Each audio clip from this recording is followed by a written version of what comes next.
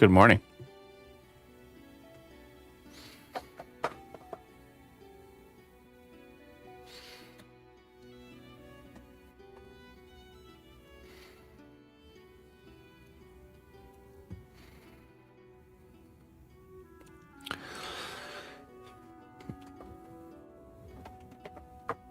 The notification didn't go. Oh, yeah, it didn't. Well, here we go. It would probably help if my notification system was online. Mr. Greg, how you doing? Hello, Patricia. Give me 1 second. Let me fix this.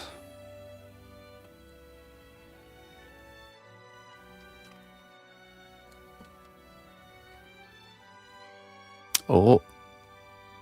6 months already. Time has flown. Yeah, seriously. Half a year. Well met, loyal friend. You've made a real impact on the realm. There we go. Now it's working. Thank you for your contributions. All right. Alrighty. Thank you so much. Oh. Getting low on wisdoms. Let me contact the wisdom manufacturing department.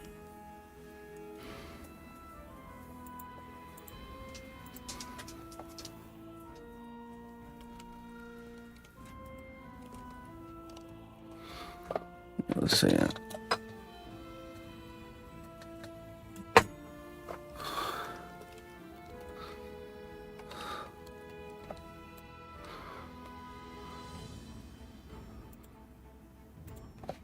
All right.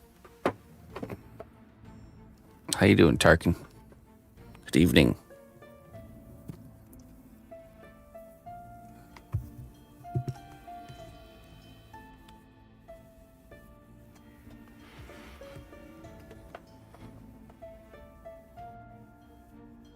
All right. Yeah, thank you so much, Patricia. It's been a pleasure to have you these 6 months. Thank you for supporting my work.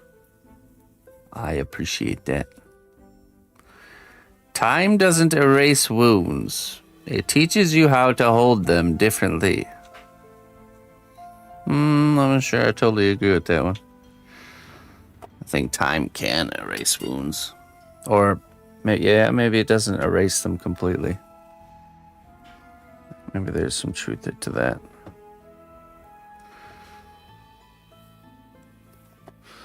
Perhaps. All right, we're going to be working on the Gothic piece. We're going to be really pushing the Gothic piece out. So, let's get to it. No time to waste. We got a creeping deadline coming up on us here. And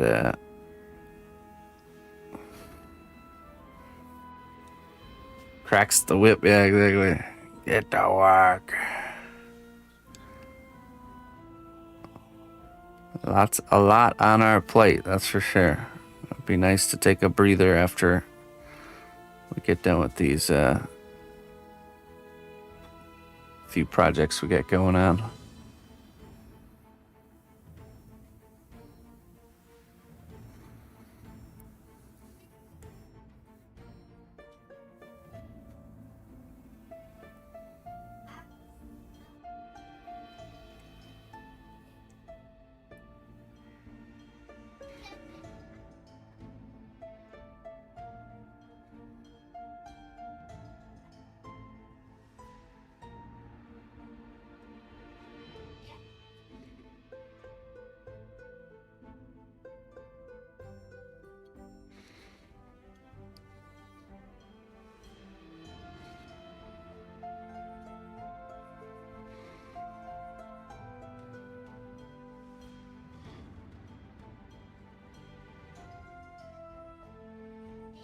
Yeah, awesome. Yeah, it turned out that batch was really an all-star batch for sure. Stepping it up to the next level.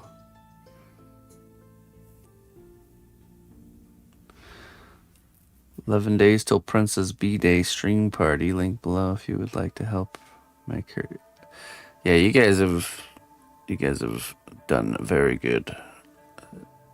I appreciate all the gifts that you guys have sent. It's gonna be a special day for sure. I'm excited.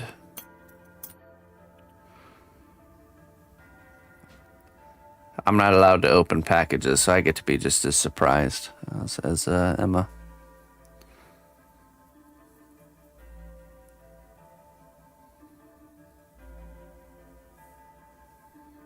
I can't I can't be allowed to see what's inside the boxes because I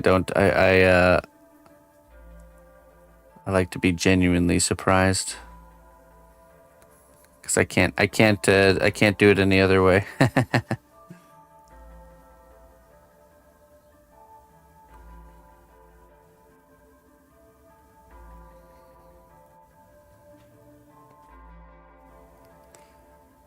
It's just better that way.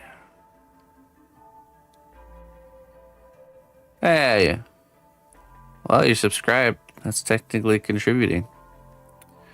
We wouldn't be having stream parties without a roof over our heads or electricity.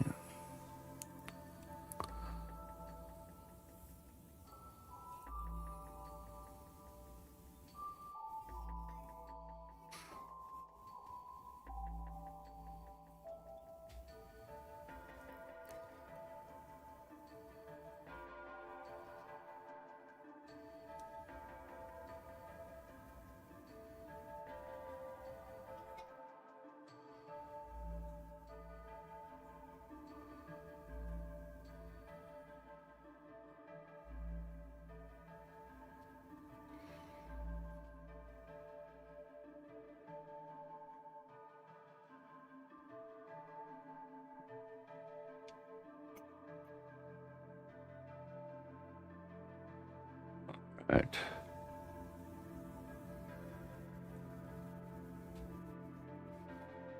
All right, thank you. Thank you very much. This weekend, the gallery show happened. I believe the pieces stay on display throughout the week over at the gallery in California. So, looked like the place was pretty packed. So, no word if there was any interest in our particular piece yet, but yeah, it's just cool. Still cool. Cool to be part of something like that.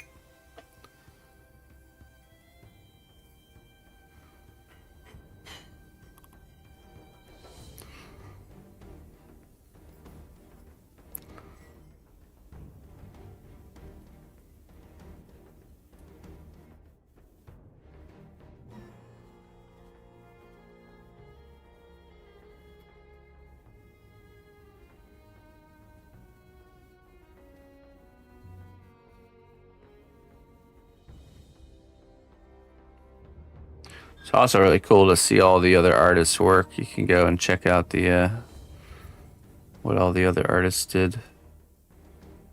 Some really nice, really top-notch stuff for sure.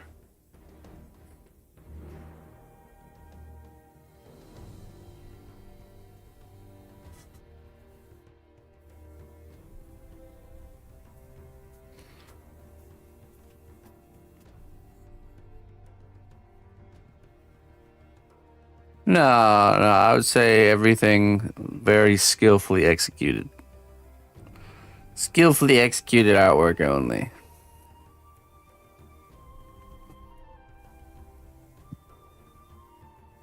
Not, Tony Soprano money laundery artwork. The real stuff. No, Tarkin, we're switching the Gothic tower to our mornings because the zombie Humber piece, the John Carpenter's Toxic Commando piece, doesn't have a due date. So we need to switch to this one because this one does have a due date.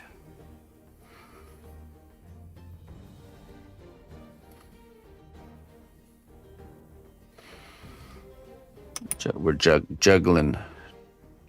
Doing a little bit of juggling.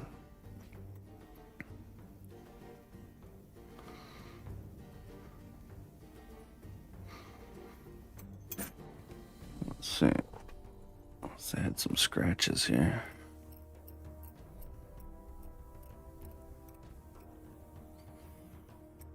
There you go. Kind of, yeah. So I decided I'm gonna make a form for the cap. I'm gonna make like a just basic measurements, and I make a rough form of the cap, and then I'm gonna sculpt one kind of pie slice of the cap. No, but we didn't finish this just yet. All our other projects had to be put on pause to do these sponsored works. So we'll be getting back to those as soon as we're done with this one and the John Carpenter piece. So the chess set is, I think we only have like 2 or 3 pieces left to do, and then it's all painting. So yeah, so we'll take one pie slice and we will sculpt it really nice, detailed, and then we're gonna mold and cast, and then that should create what. Even if that shape isn't perfect, it will match up because of the duplication. So yeah, I think one thing we just have to measure to make sure is that the pie slice, the diameter or the outer edge of the pie slice is as close as possible. So, but yeah, okay. So this is ready to go in the oven. Let's fill our molds next. Noble ally, please accept these treasures as a gift for your unwavering service to the kingdom. Mr. Jones, 3 years, a great investment. Ah, yes. One of my investors, Mr. Jones. Tier 2 subscription. Thank you so much, man. How you doing there, Mr. Jones? How's the baby? How did everything go? We got bat and fairy dust.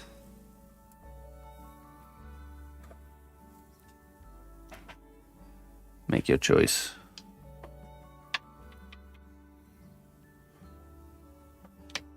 These ones are all ready to be filled.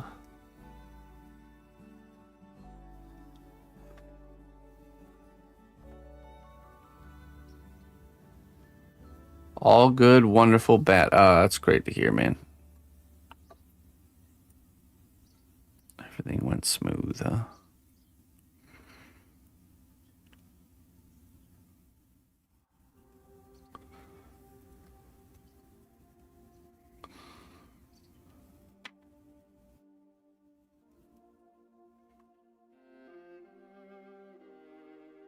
Oh.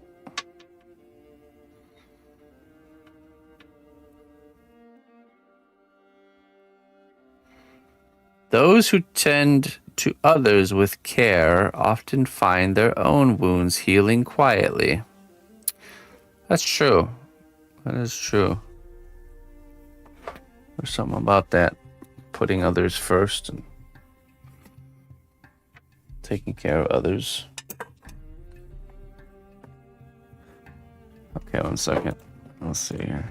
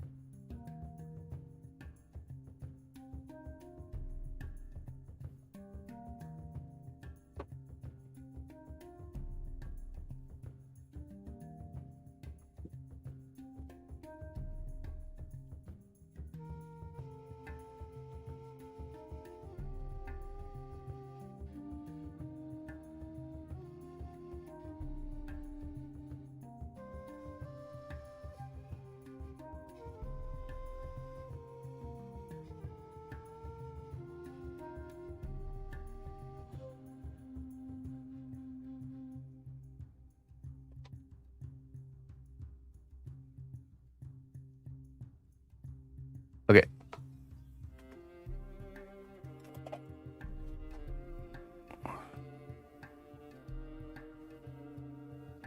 £9. Oh my goodness.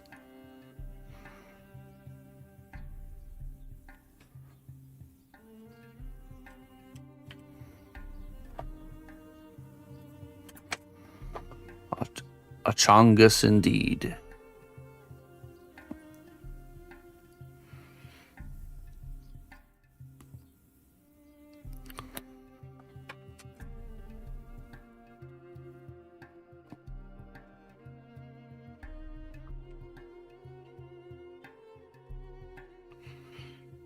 Oh, let's see.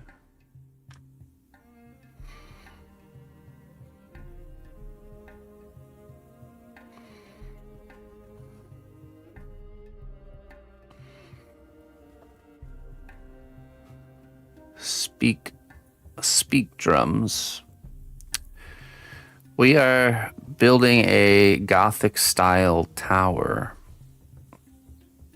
It's a piece of architecture for the game Gothic 1 remake by THQ Nordic. It's coming out, I think, in June. But they've commissioned me to make a tower for the game launch.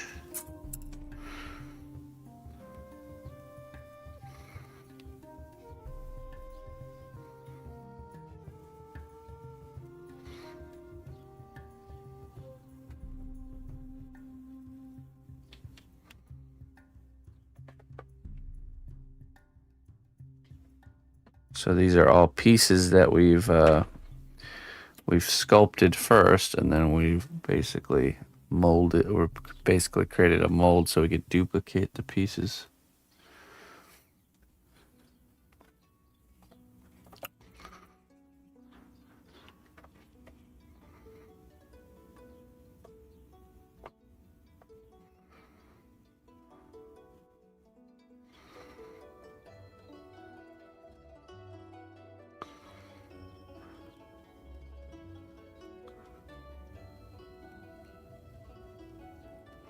Yeah.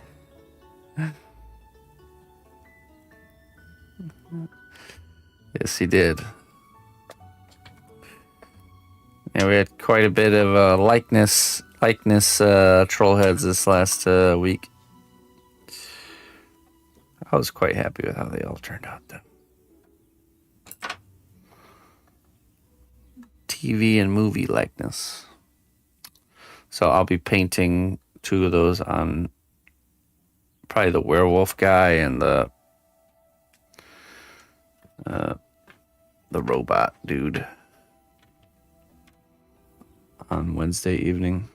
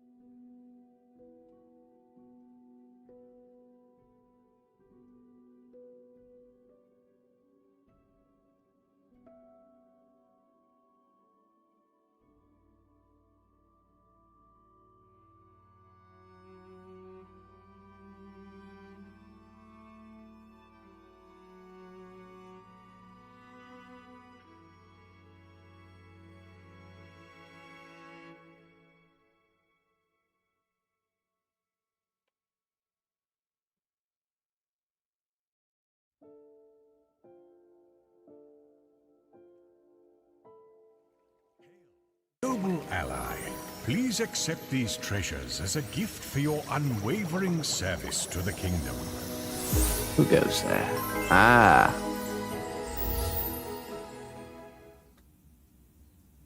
Ah, Looper. Thanks a lot, Looper. You're the best. We appreciate having you. 81 months. Let's see. Poison or fairy dust? Pick your poison. That's awesome. Thank you so much for being a tier 2 subscriber and all the support you do for us. Fairy dust. I suppose the poison isn't very tempting, huh? Fairy dust.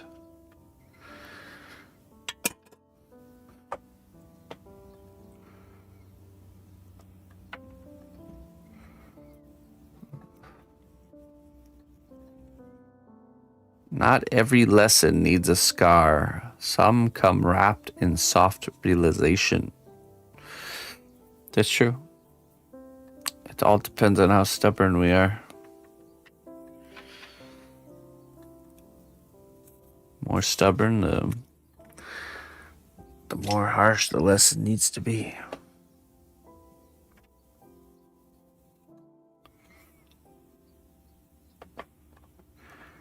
Need more tea.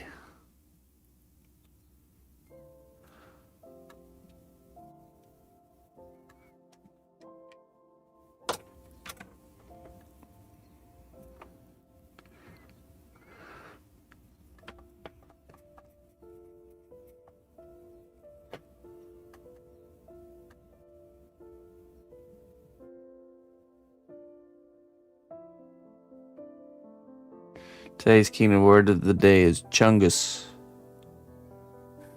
an internet slang term used to describe a person or object that is large, thick, or overweight, often in a endearing or humorous way. The term is believed to be a blend of the word chunk and humongous. It was coined around 2012 by video game journalist James Stephanie Sterling. Oh, wow.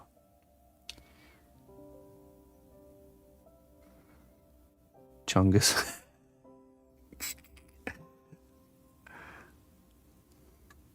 There you go. New word to your vocabulary there, Joe.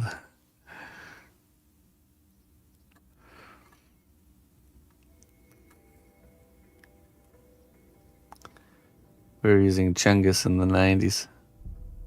Yeah, well, you didn't publish nothing that said it, Tarkin. So you don't get credit.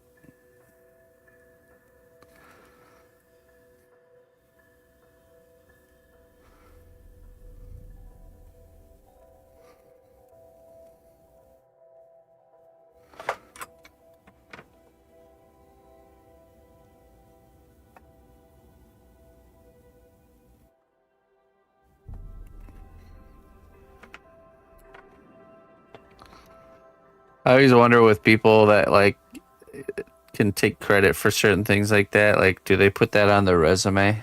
You know, like I imagine Stephanie is applying for a new job, and she's like, "Yeah, I invented the word chungus back in 2012. It's one of my greatest achievements. Official inventor of chungus."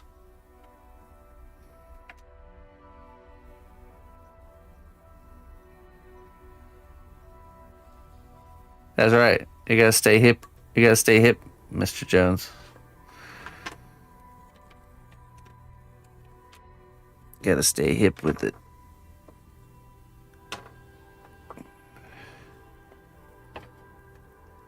Mr. Deagle, good morning.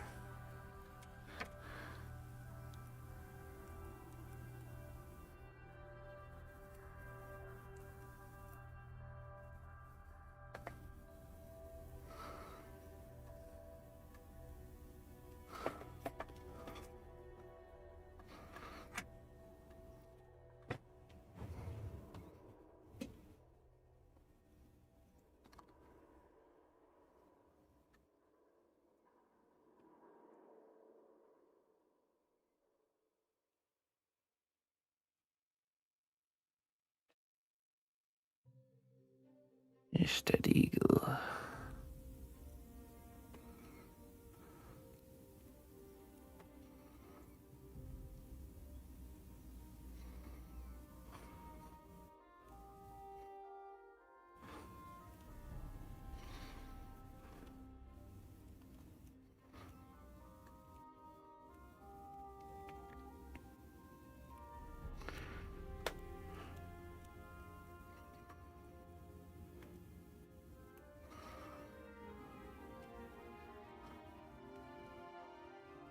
Hey, buskers.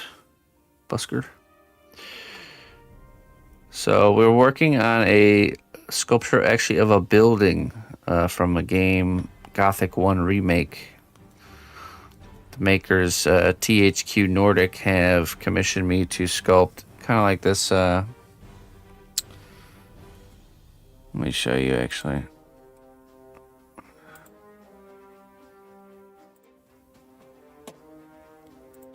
Let me just show you.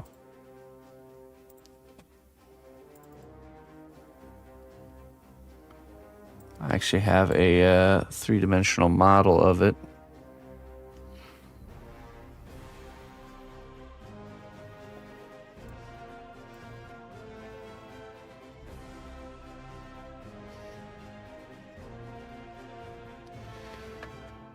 You started playing Gothic, but it's so hard. Yeah, they're remaking the first one, which apparently had a very kind of cult following. All right, here, check it out.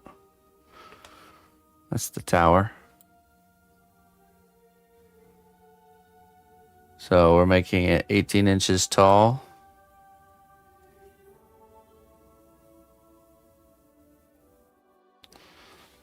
And I've made out every kind of piece for the tower. You can see here. All hand sculpted pieces that we've duplicated. Basically build our own model kit. And yeah. So we're still making pieces.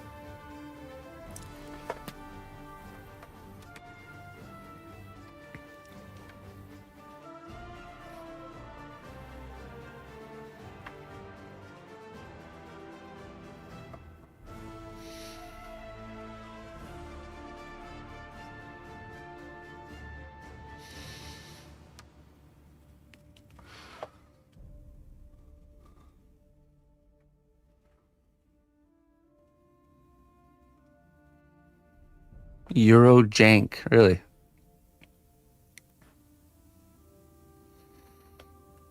Euro jank sounds interesting. The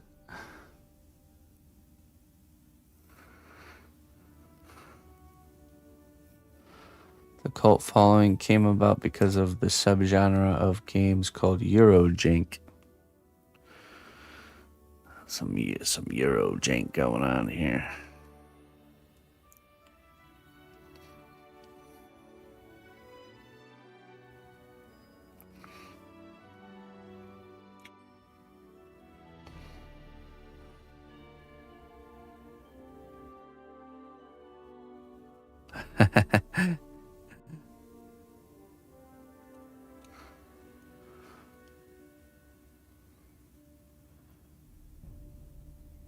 That one will have to be trimmed. Oh, Mr. Peter. 11 months, Peter. Crazy. One of my very few. Loyal friend, you've made a real impact on the realm. Mr. Peter LeChance holding it down on the YouTube side. One of my very few members over there. Membership card, sir. It's like Costco membership. You can't even enter the doors without it. Just kidding. You can come in. You can come in without a membership. Membership not required, but appreciated. Thank you very much, Mr. Peter. Euro jank, basically games that came from Europe that were so janky, it became endearing. That's funny. And loyal, yes, very loyal. Thank you very much, my friend. Love potion. That's interesting. Okay. Well, it'd be cool to see. I'm actually excited to play the new one. I didn't play the old one, but I'll definitely play the new one.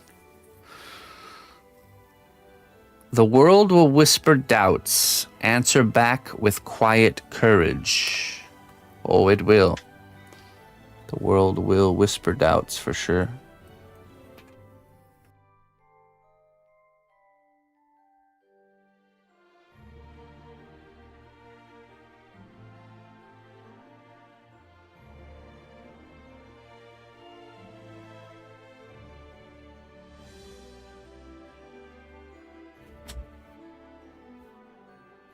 Eurojank doesn't sound fair. That game is 25 years old.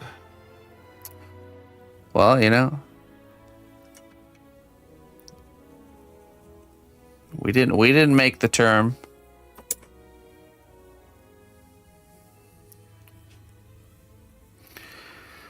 Jank. Look, it's just the name of it. I didn't coin that term. Someone out there did. Someone out there played the game and said, "Ah, yes, this has quite the flavor of what is it? It's European. There's a European game flavor that's a little bit janky. We shall call it Eurojank."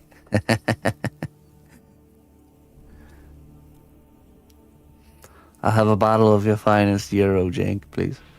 Thank you.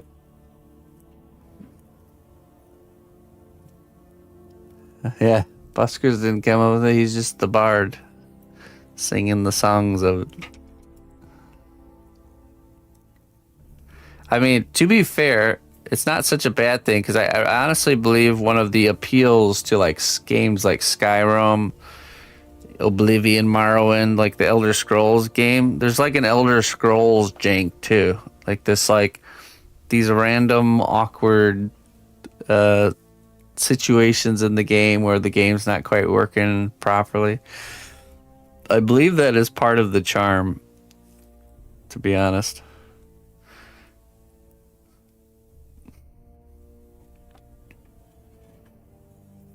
Your favorite Euro jank is the first Stalker game. I don't know if I ever played that one. It's charming when a game is a little janky. Yeah. Yeah, there's something to it when some of the most memorable moments in a game actually are when you're joking with buddies about things. Like me and my brother always joke about the putting the basket on top of the head of I think it's in Oblivion. We would go into shop. You can go into shops, and you know you could pick up items in the world, move them around.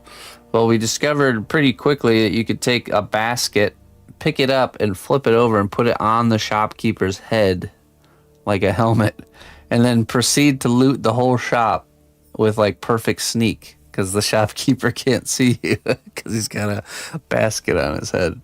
So.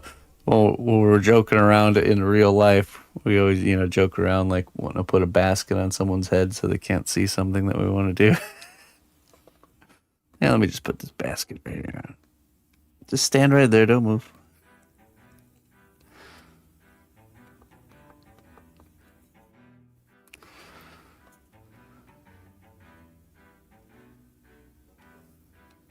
You just can't help yourself, huh, Busker? You like the jank.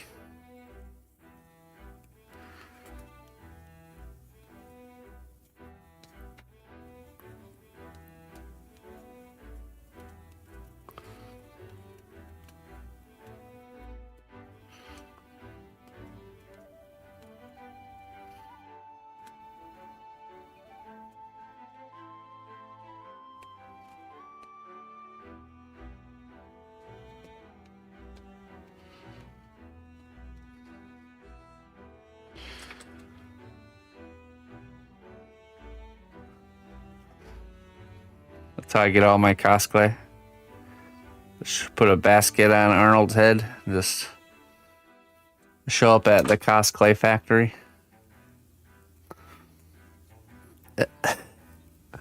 with a U-Haul, a rented U-Haul truck, and a basket.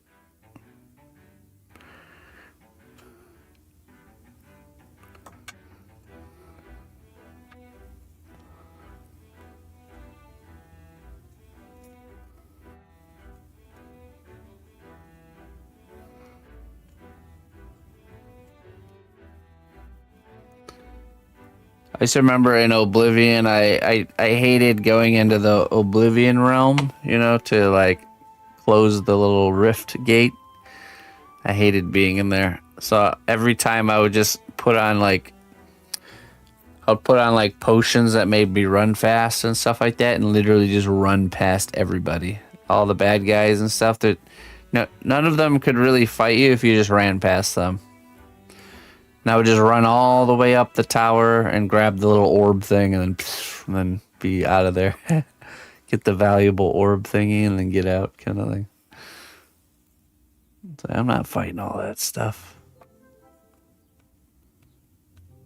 Creepy demonic realm.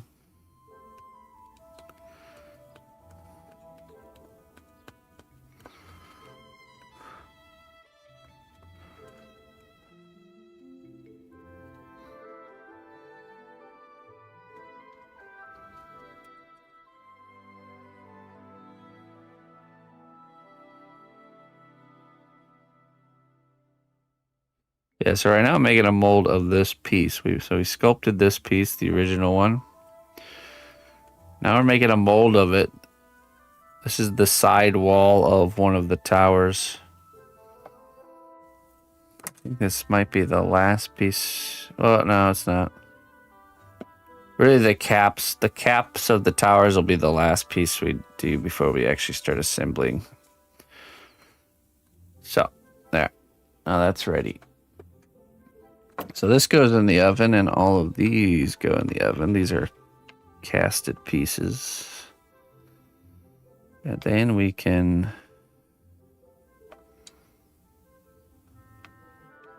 I need to put this over here. There we go. All that can go in the oven. And then we'll work on the cap. I'll be right back.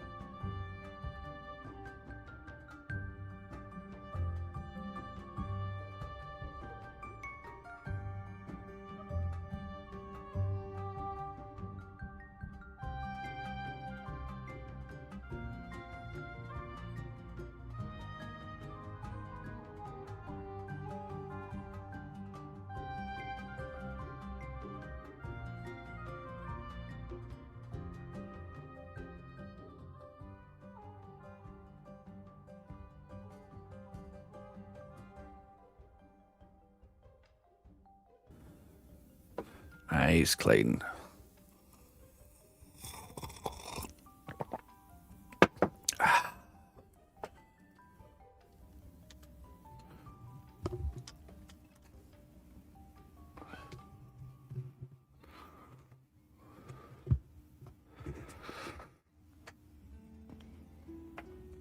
Okay, I have this. I need the side view.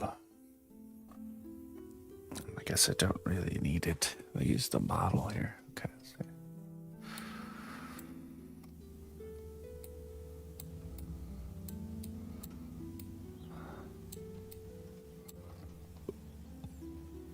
Okay, we're gonna start our pie slice of the tower here.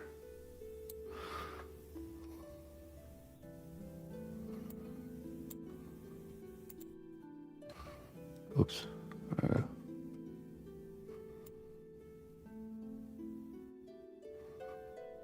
That's like 1 inch. Okay, a 1 inch.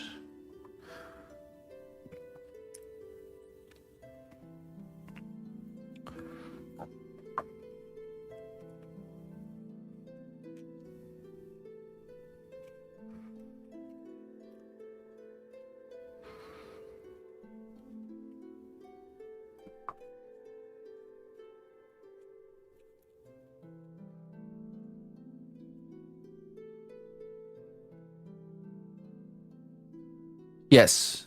There's a solution I paint on called the C1 separator. It's this stuff right here. So you paint this on any hardened clay surface and it'll create like a membrane or a barrier that will stop the other clay from sticking to it permanently. Otherwise it would just fuse together. Yes. Very good, very good. Okay.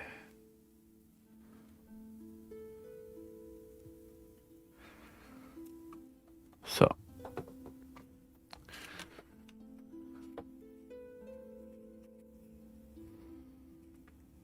Let's put this on here like this.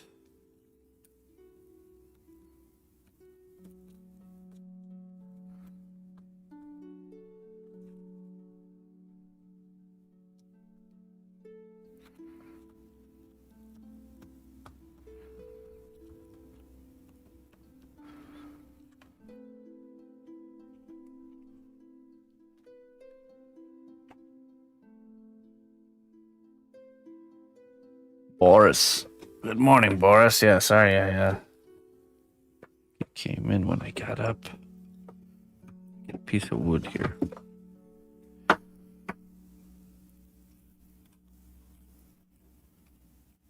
Okay. Now, I think, let's see. That has a peak going. There's a peak going on here.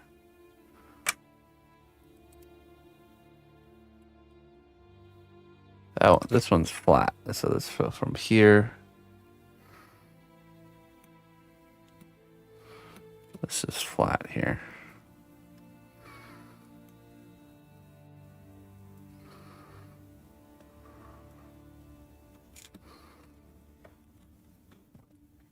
And then this has a peak in the middle.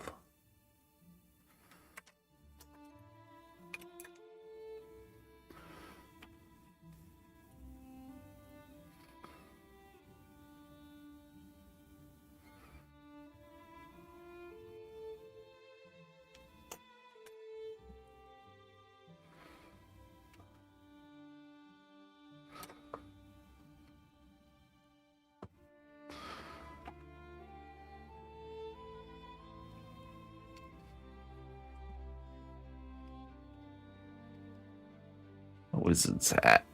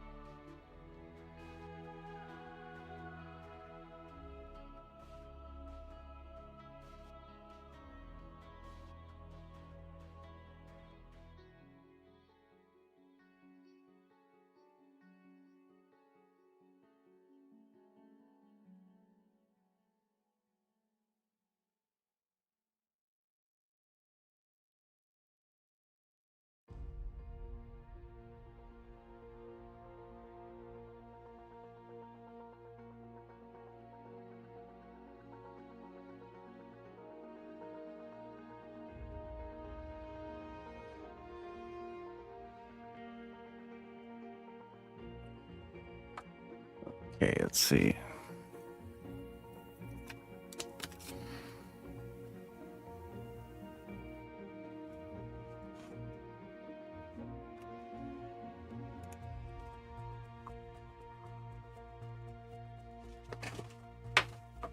Nope, not a wizard's hat. That's a roof.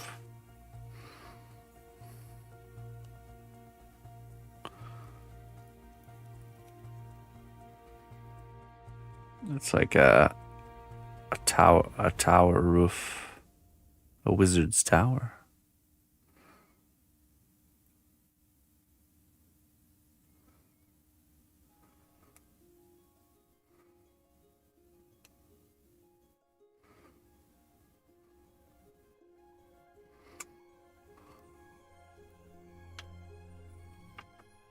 I'm doing good. How are you, my friend?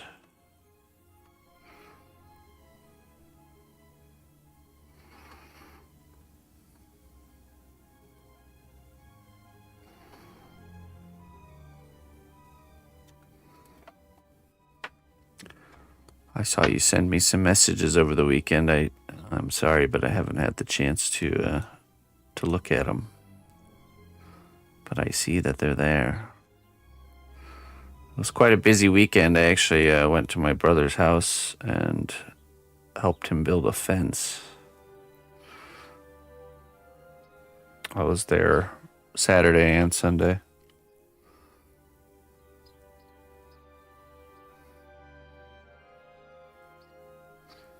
Fence building, digging some post holes.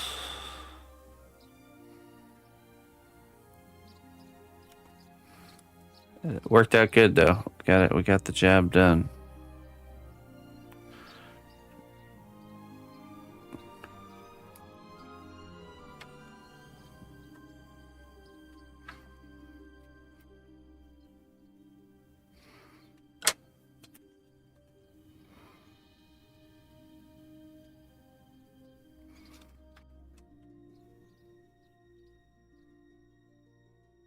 Hey, gun girl.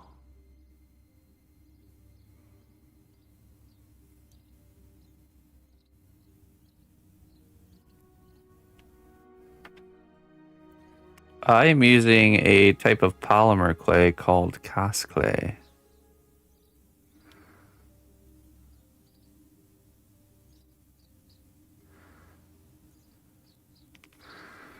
I need to measure.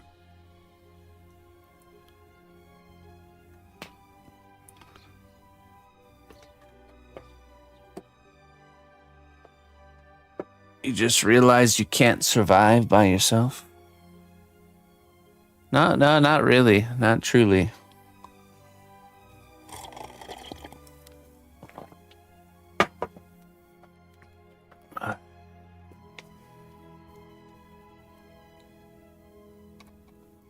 Let's see.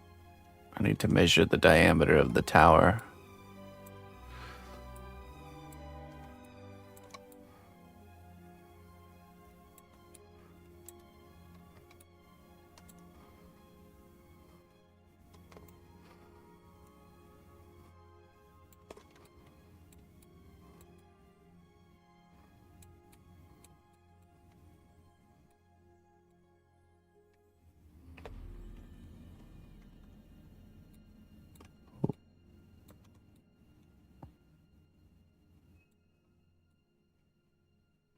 Looks like 2.27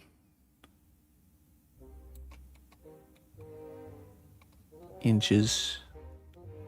So in half, that's a 1.1 inch.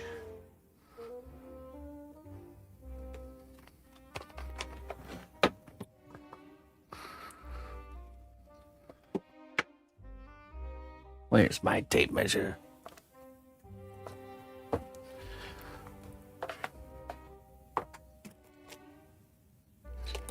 I should actually get a smaller kind of metal ruler for my desk. I have this stuff right here.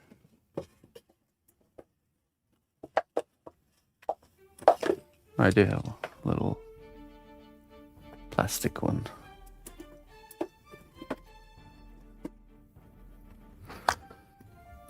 That'll have to do.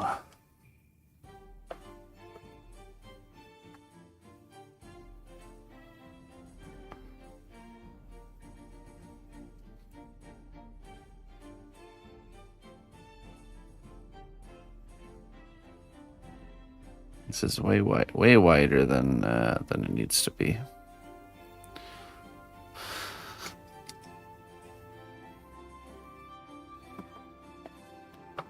So total 2.2. That's like here.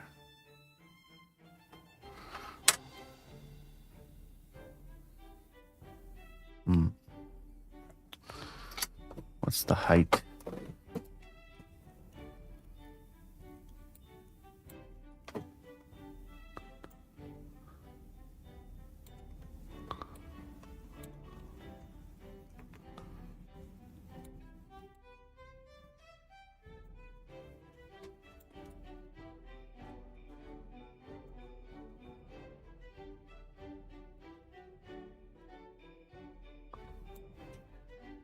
Just about 2.8. A little bit less because of the angle.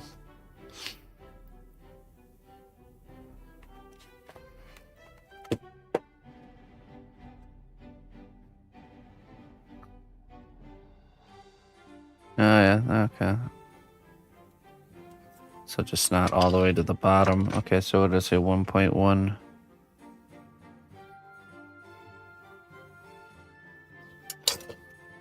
It's basically the edge is like right here.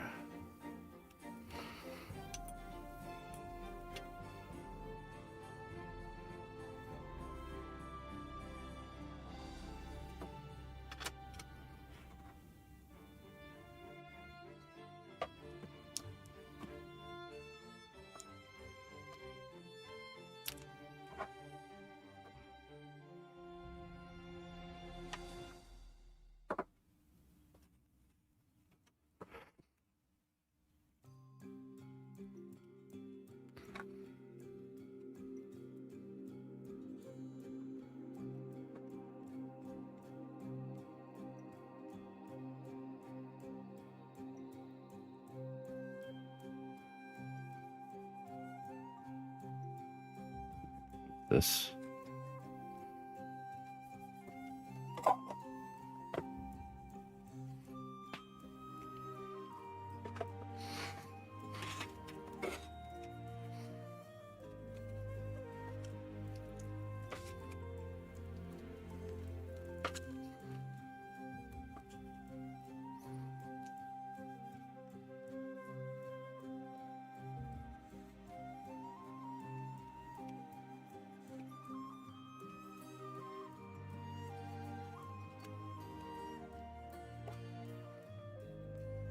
All right.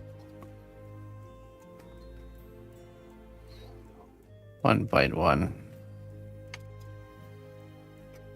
That's better.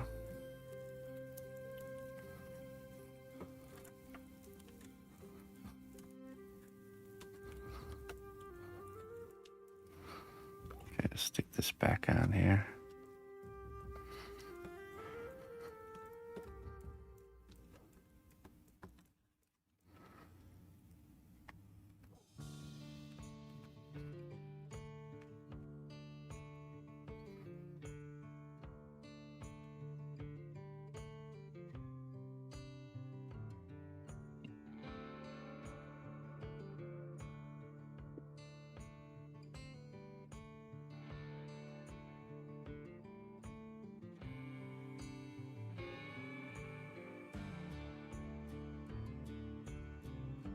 Got about 1 inch here at the bottom.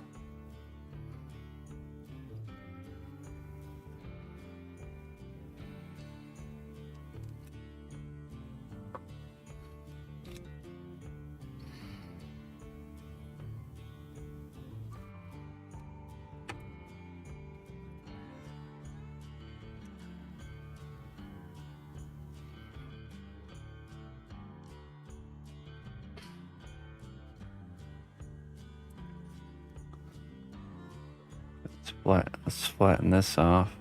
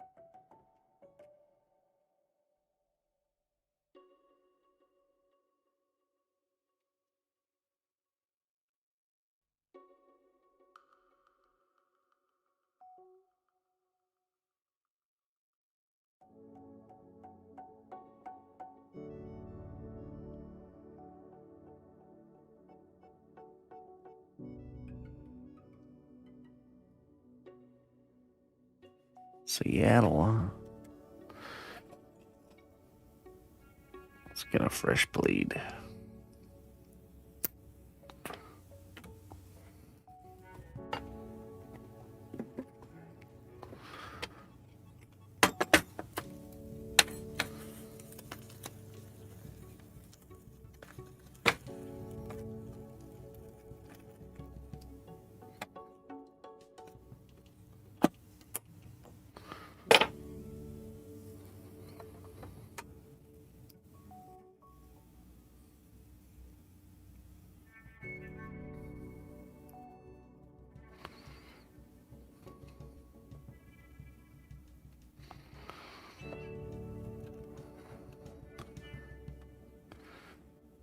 Okay.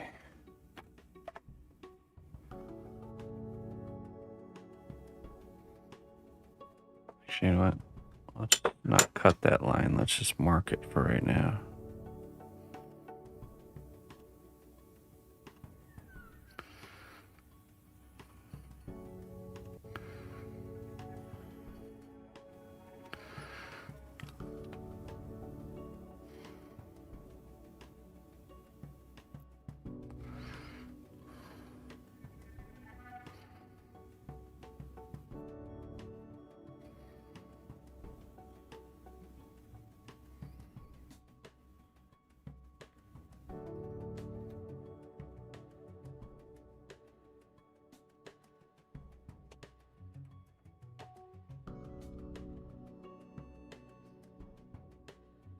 As soon as we cut this edge, we have to maintain the edge. So it's best to not cut it right now. Cut it later.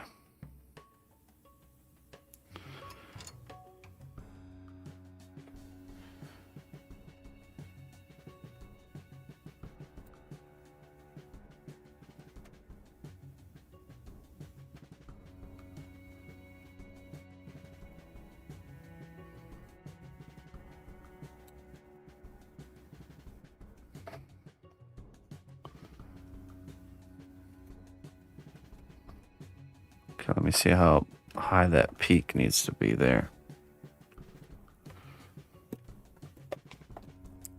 Let's see.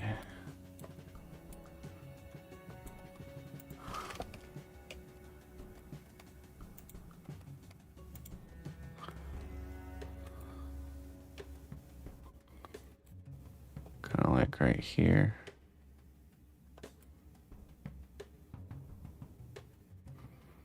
And it's more like right here.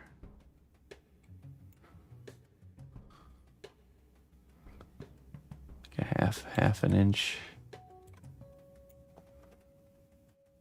And even less.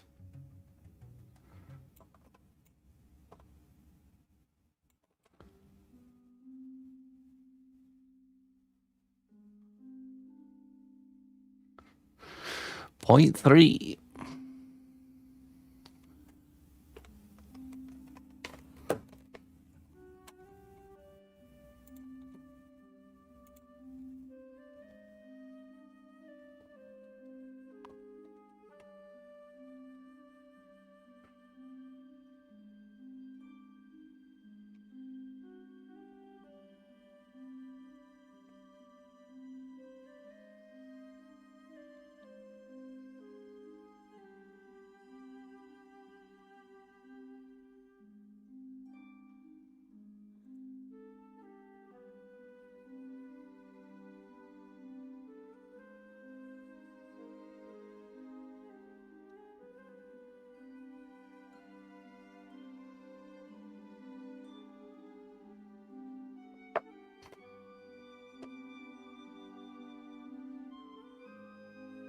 Okay.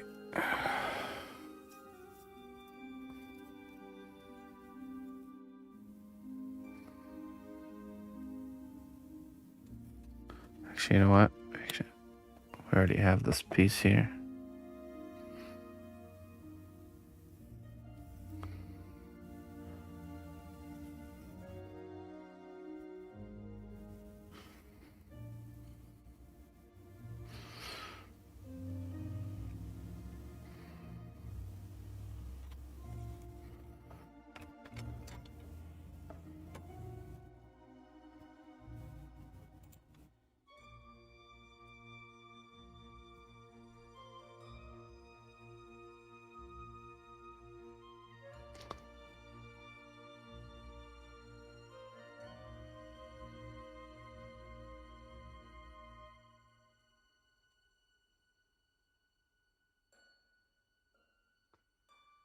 me see.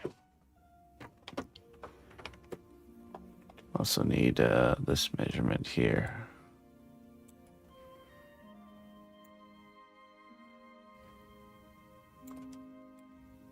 0.2. And this one here.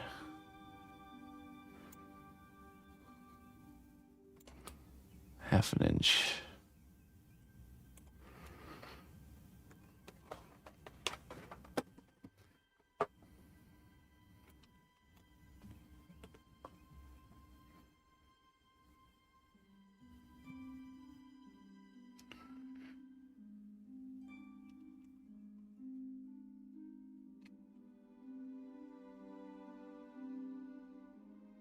Oh, it's about there.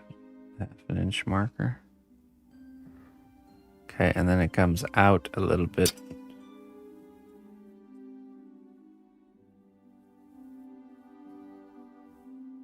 Comes out 0.2.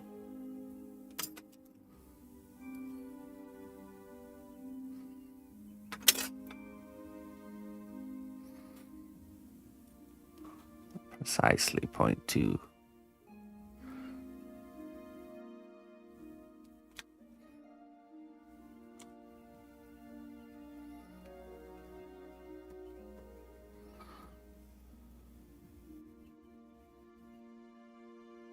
A bit more.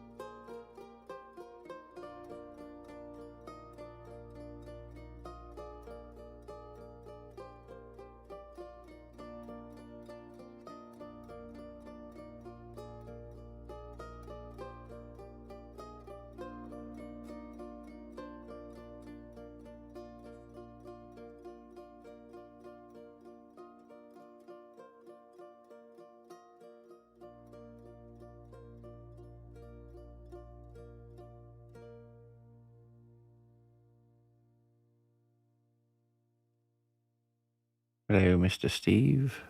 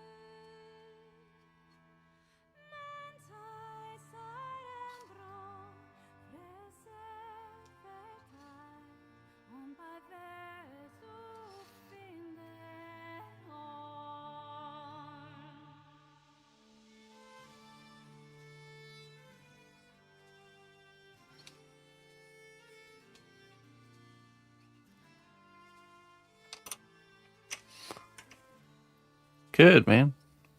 It's a good start to the week so far.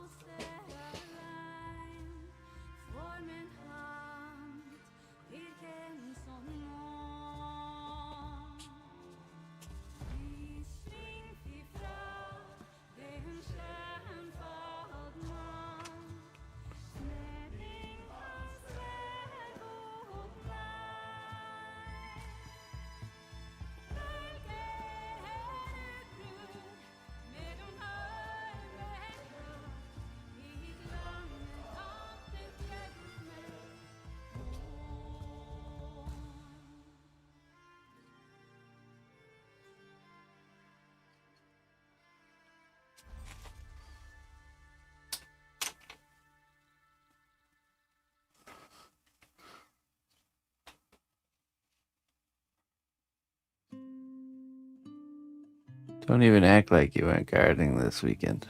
I actually wasn't. I was building a fence at my brother's house.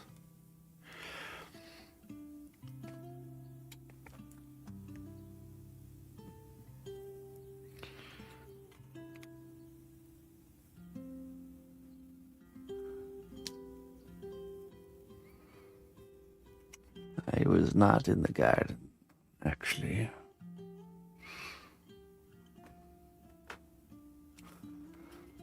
Okay, let's see. I think we have our basic shape here.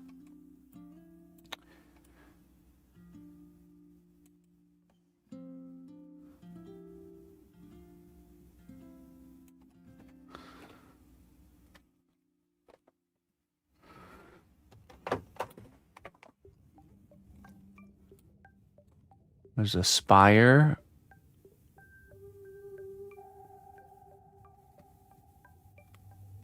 Kind of like a spike coming out the middle part here, but we'll probably do that separate. Attach those as separate pieces. These spikes right here. We'll make this as a separate element.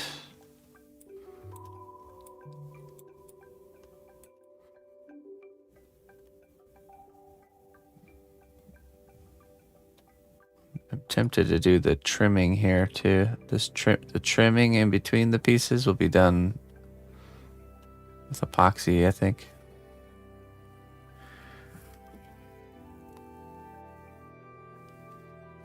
Or even just cast clay.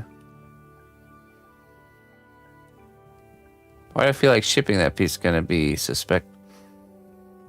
Because you underestimate the power of cast clay. That's why. Let's see, okay. Hey, what's up, Giz? Let me demonstrate. See that?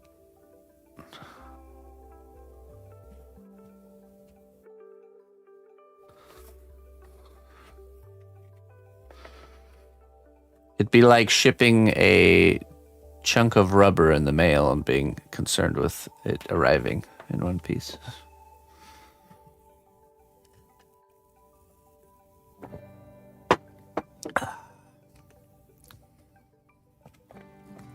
Let's see. It's kind of like a ridge kind of going from here to, think about here.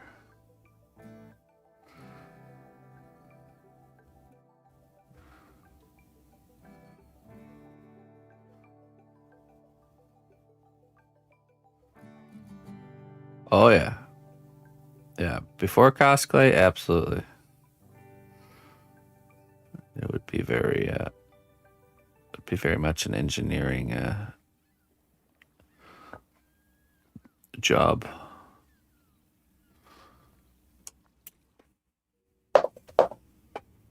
The clay turns into like a rubber-like material, yes. Awesome. Hey, Captain. Wonderful.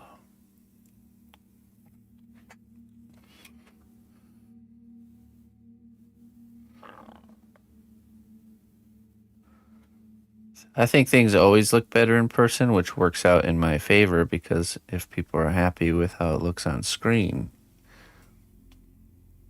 and it looks better in person, that's like a setup for never disappointing anybody with how things look.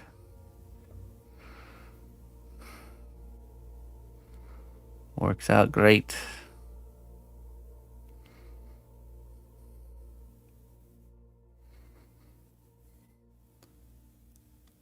No music?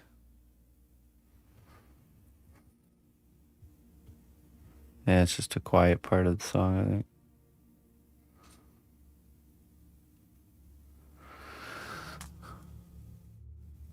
All right, I think we will do the roof texture.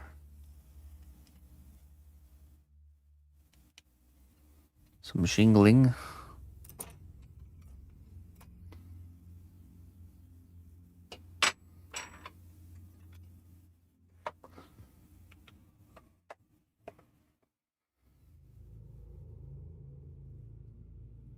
You see we have like a peak coming here.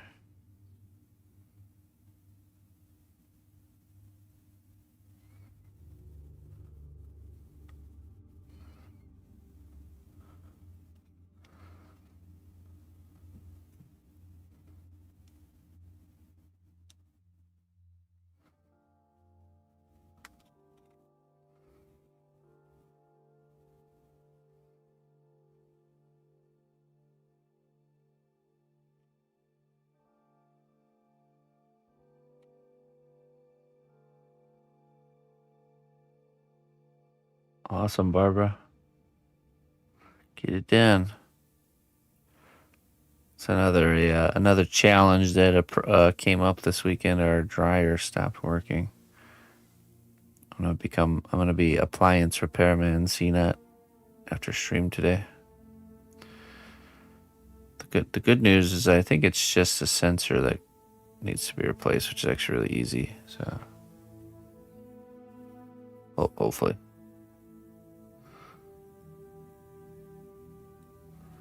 Either way, we bought the dryer used for $150 like 6 years ago. So 6 years ago. Yeah. So either way.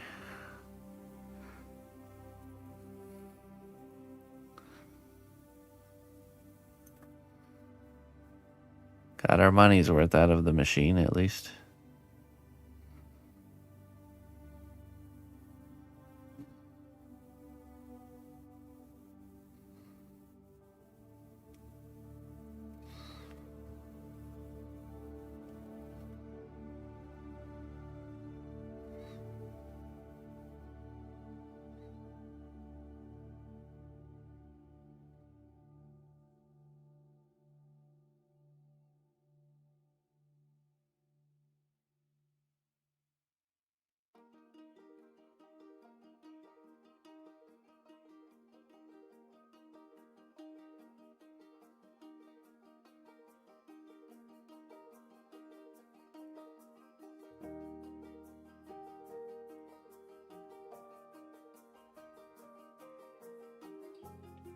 Yeah, I'm confident it will.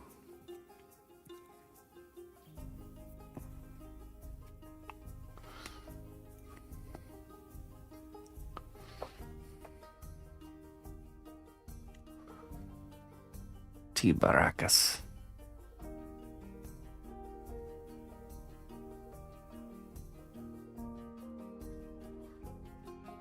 Yeah, she did a really good job. I agree. I was quite happy with how that one turned out.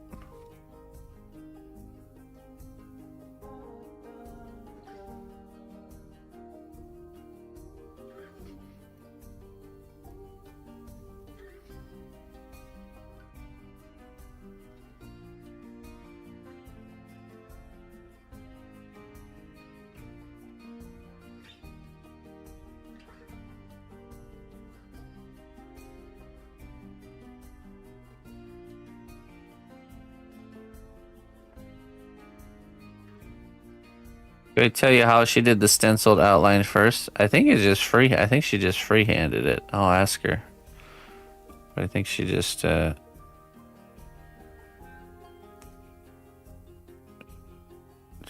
in there and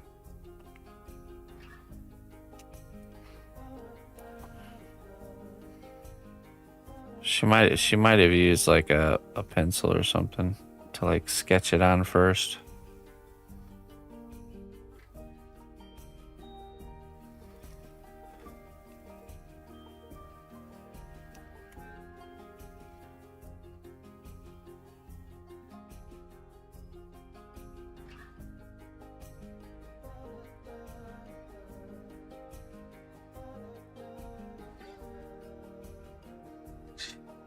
Maybe.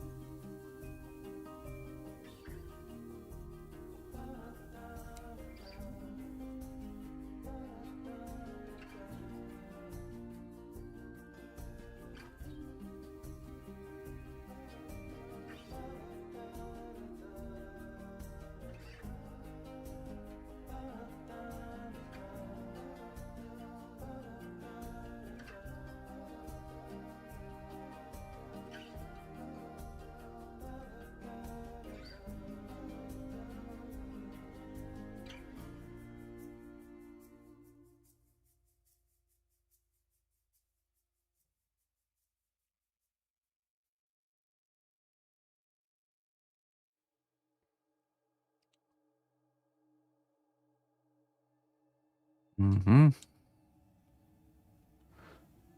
Just think she never even thought about painting until me and her got together. It's just one of those skills she just discovered or passions she discovered randomly. Just thought she would decide. She just decided one day to pick up the brush and try painting something, and there you go.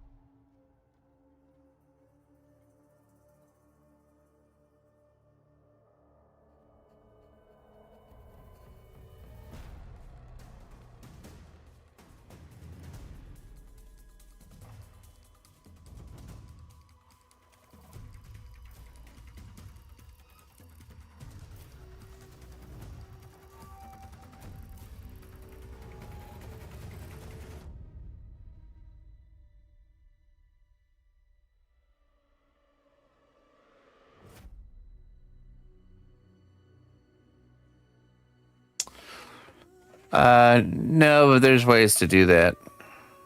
You mix paint with UV resin or Yoo-hoo glue to create like a translucent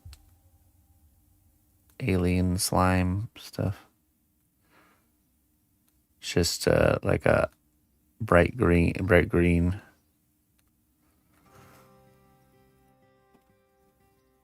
Mixed with UV resin. Hey, PB. How you doing?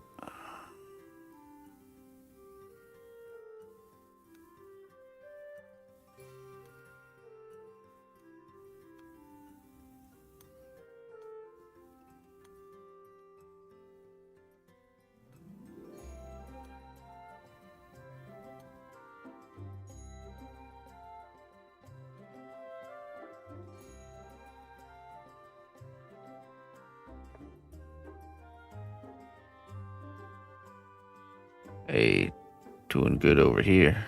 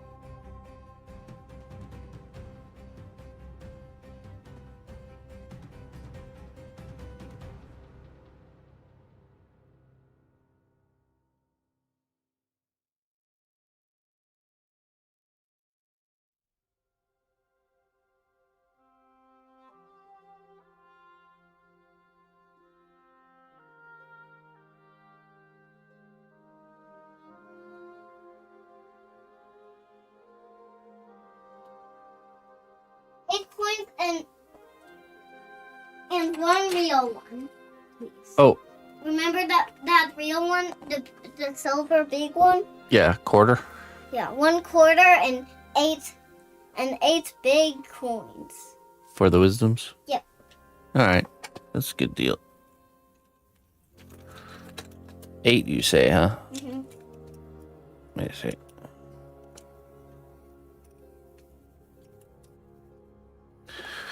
One, 2, 3, 4, 5, 6, 7, and 8.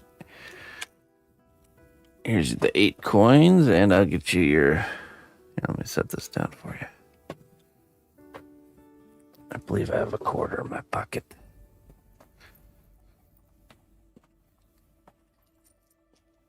One quarter. You? Yep. Goodbye. Bye-bye. Fresh batch of wisdoms.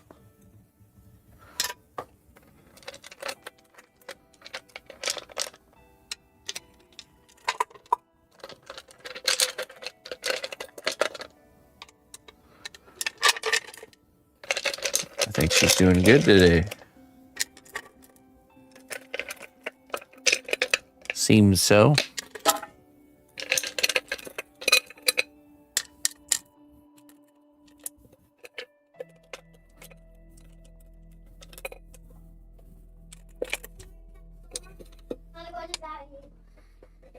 Daddy, Yes?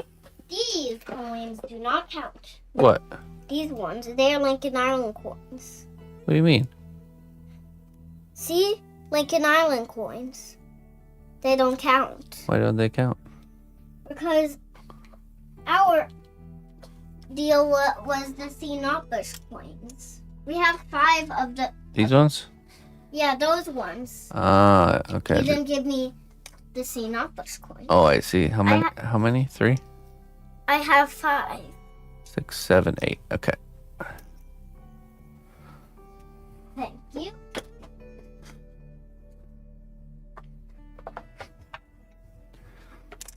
All right.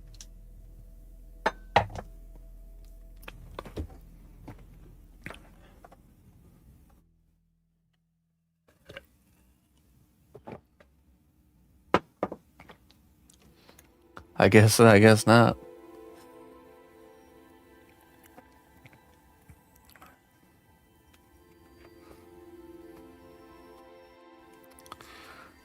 The question is, how did I get Lincoln Island coins in my coin stash?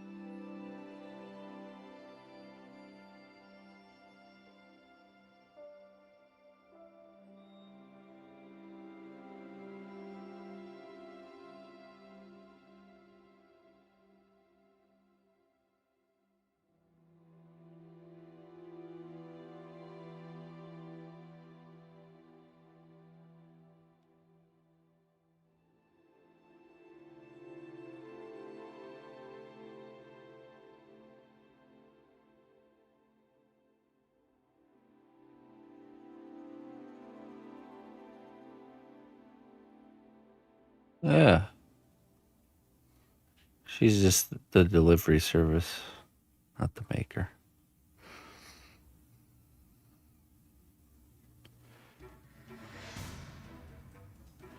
Wisdom delivery service at your service.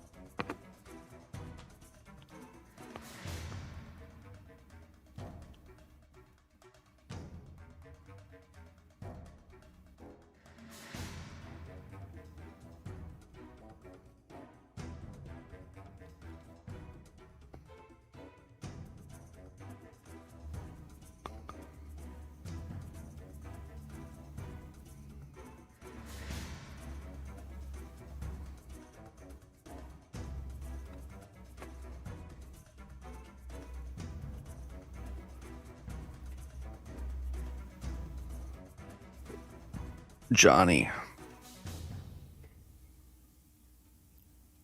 What's the project now?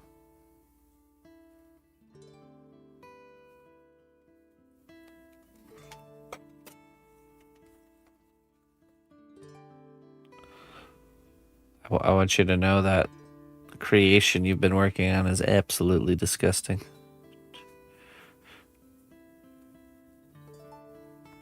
It gets worse and worse each time.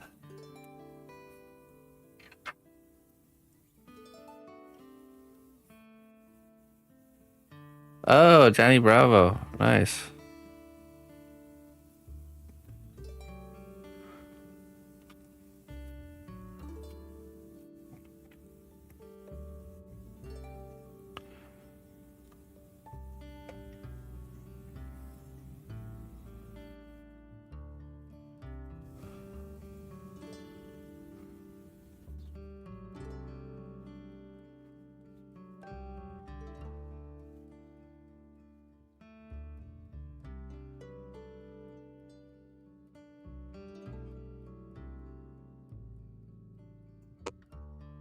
All right. I think that's all we need to do for that part. So now what we do is we trim the border here. And then we bake it. Then we duplicate it.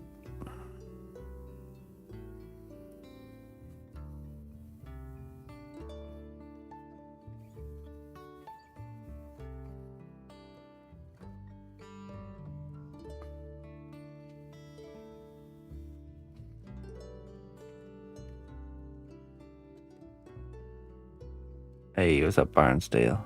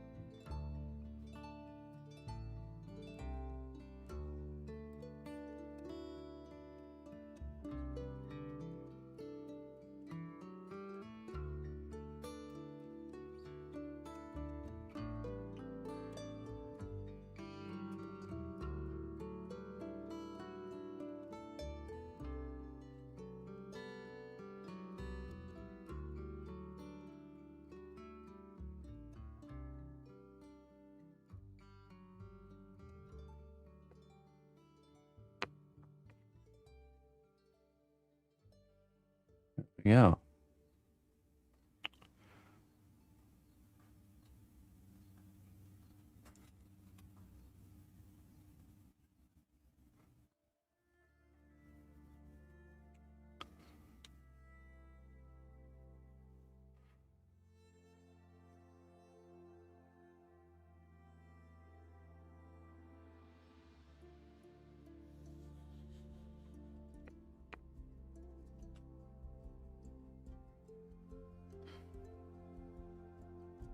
Cool. Okay, so we bake this, lock it in, and then we duplicate it however many times to go all the way around. That will give us that roof. The peak. That was the easy one. We go get that cooking.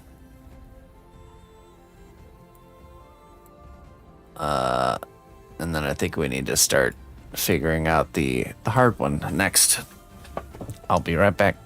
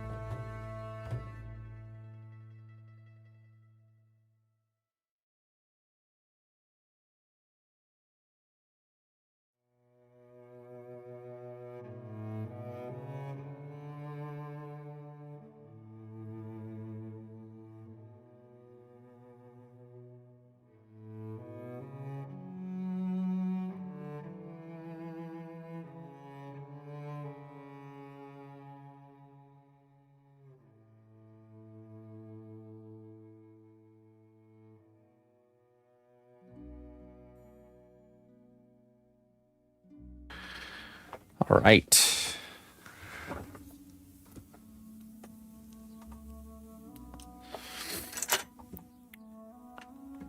I have to shift gears here, folks.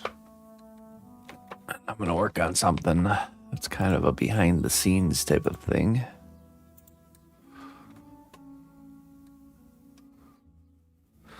I have a little bit of homework to do for my, me and my student are doing a project together. And I have to do some homework. I have to sculpt a face for my character.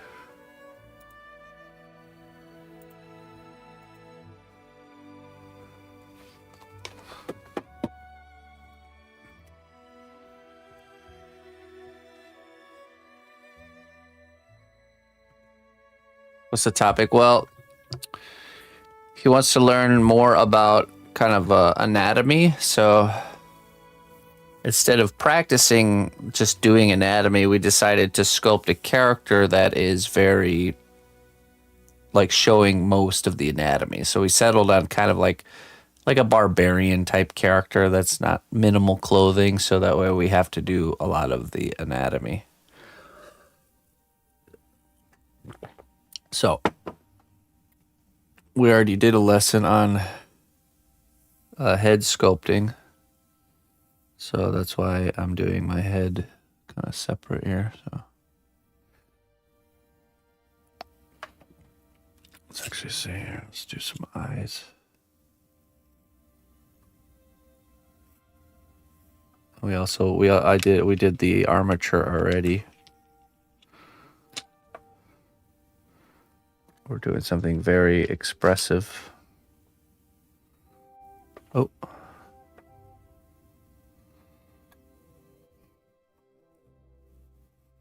Kind of like a barbarian type character flying through the air, about to impale his axe into somebody. That's the idea.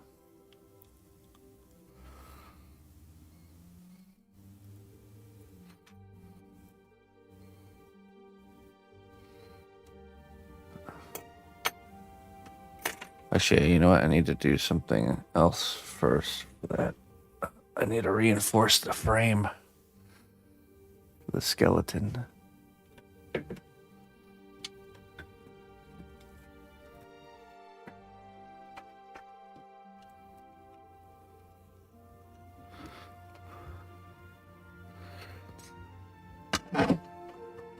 Oops.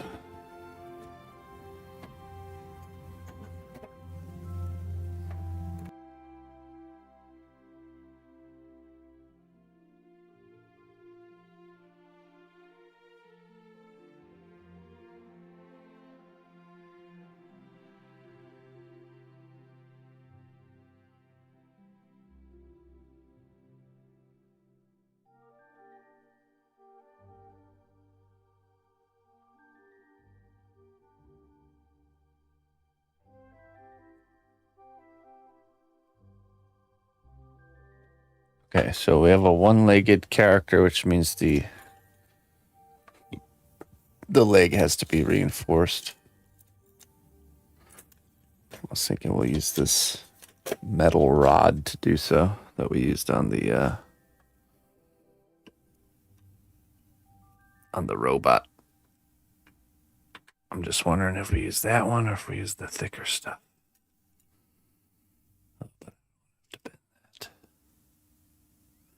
But it would be solid. I think we do. Okay, so then let's see.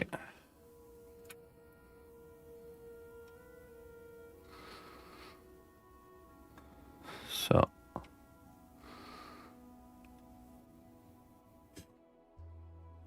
like this. I think we have to muscle it.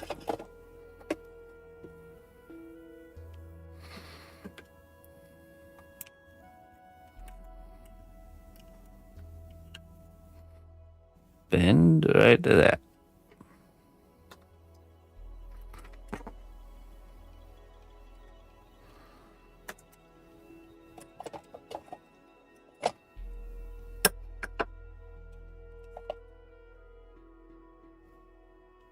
Let's see.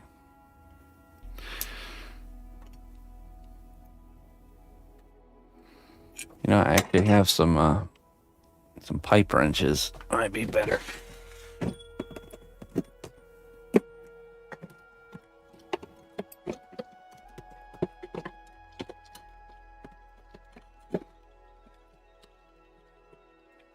I thought I had a second one. This one. All right.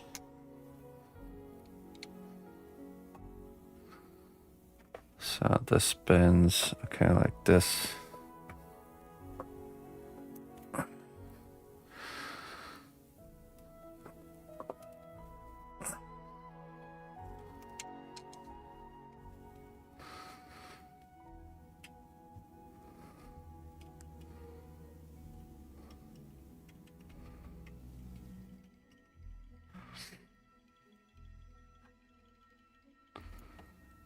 Okay.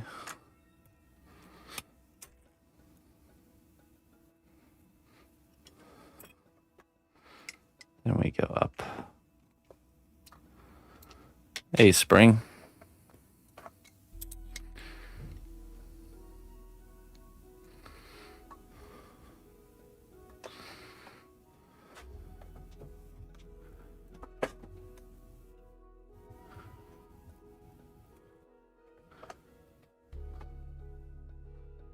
Okay, ready? Oh, jeez. Okay, hold on.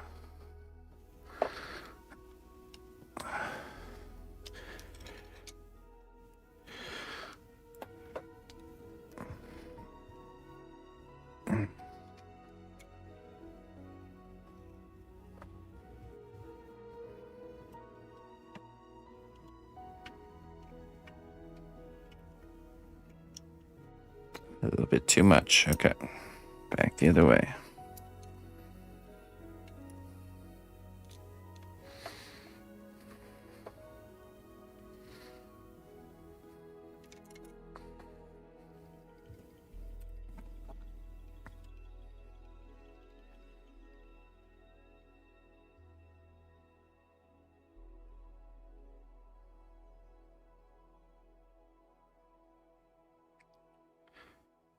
Okay. And this goes.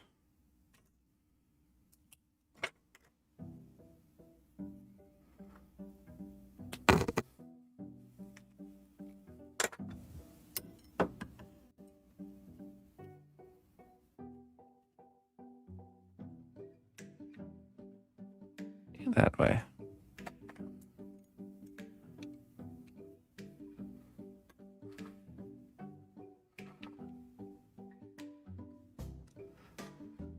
Yeah, I want to get a bench vise on like one of my wooden benches, not on the glass though.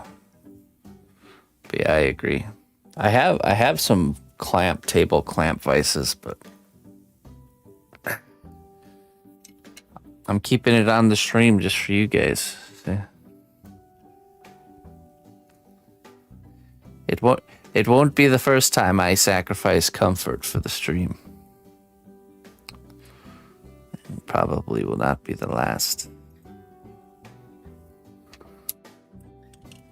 It's not very often that I do stuff like this also, you know.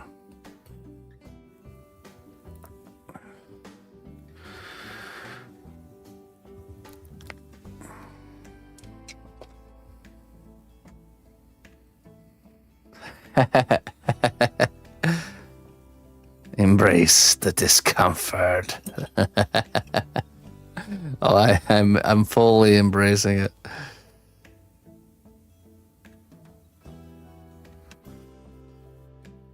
Okay, that's good.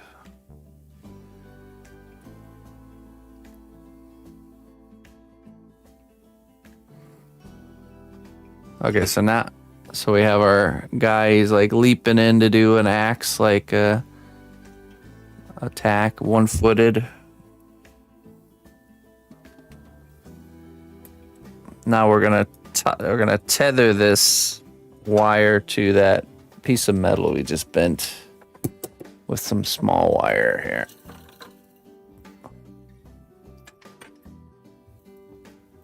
And then we'll make it permanent with some steel stick.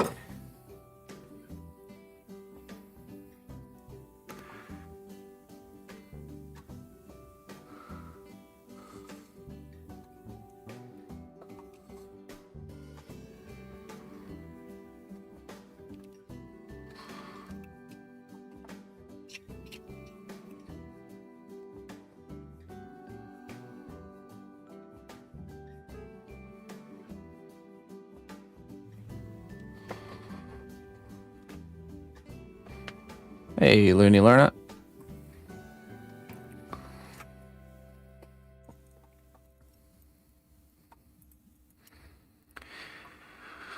Okay, let's see here.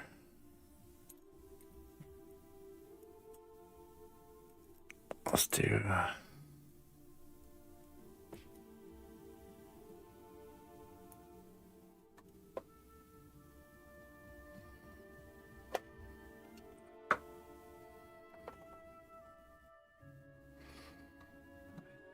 We'll cut this. Oh.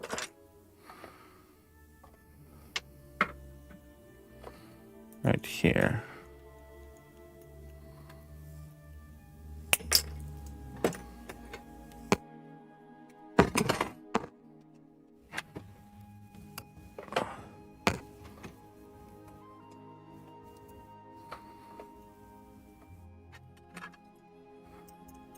And we start by spinning this around here. There we go.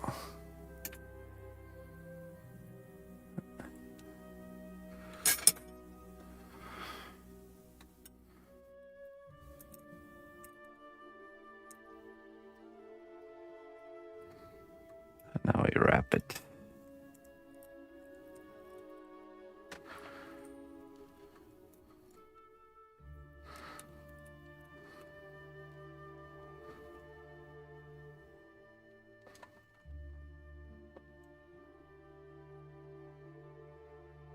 I've certainly learned over time that if you're going to have a character standing on one leg, to go above and beyond with the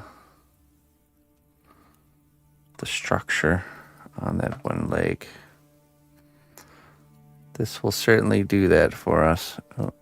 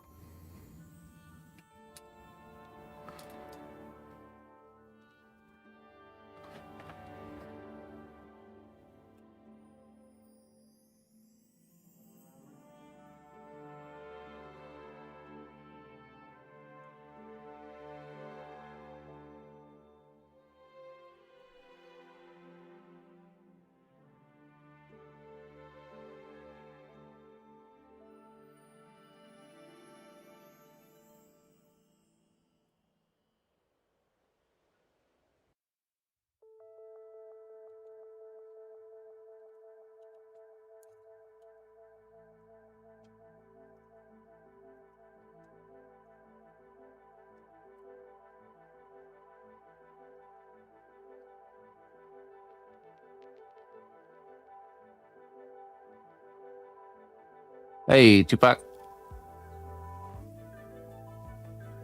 Can we see Azada's tower progress? It's actually, the pieces are in the oven right now. So I can't, we have to switch to something else while that's cooking.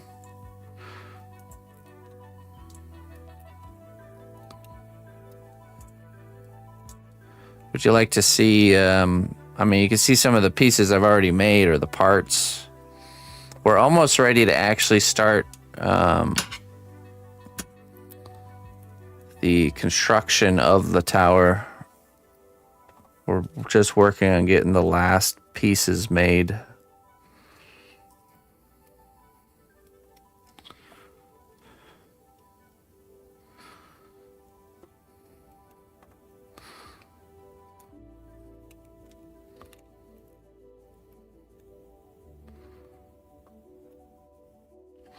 Probably about 30 minutes and we can pull those parts out of the oven and continue. Okay. Very good. Now we just drill a hole. Actually, this might already be the right size. Let's see.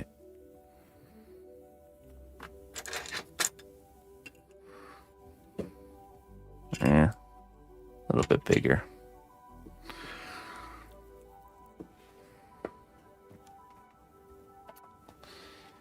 Probably don't even need to steel stick this.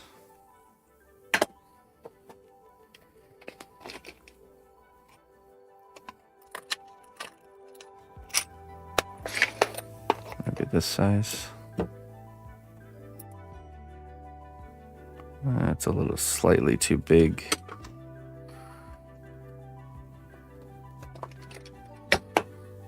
What about this one?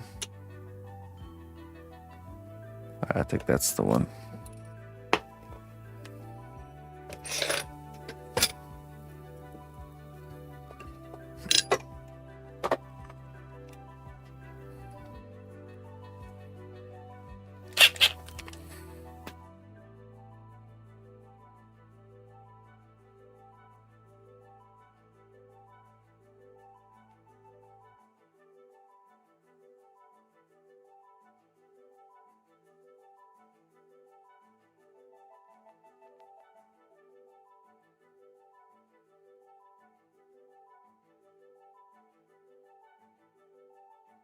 Yeah, it's not perfectly snug, but that'll do. So I can see bending this a little bit more forward.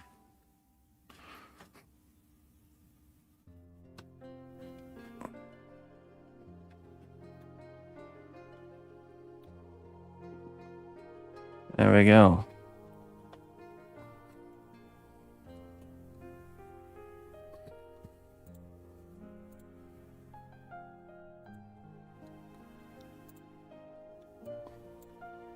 I just realized this isn't set up right.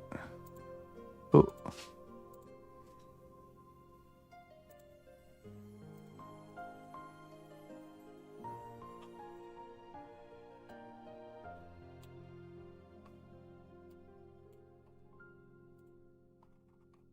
Okay, there.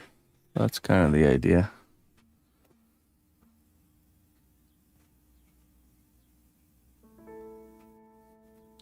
You get the idea. Give him a shovel or something.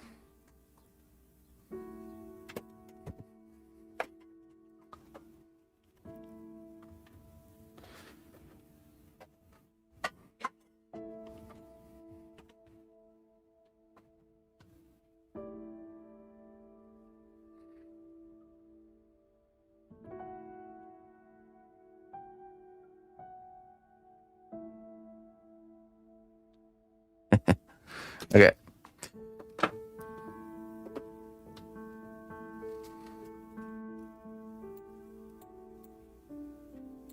Now we work on the face.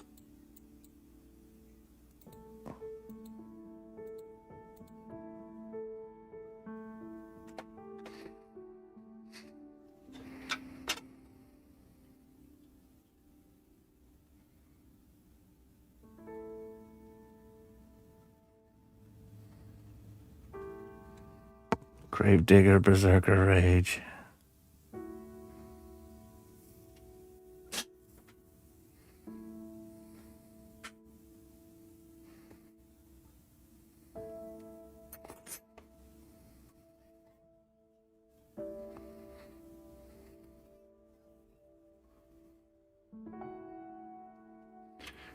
I should probably get the teeth in there first.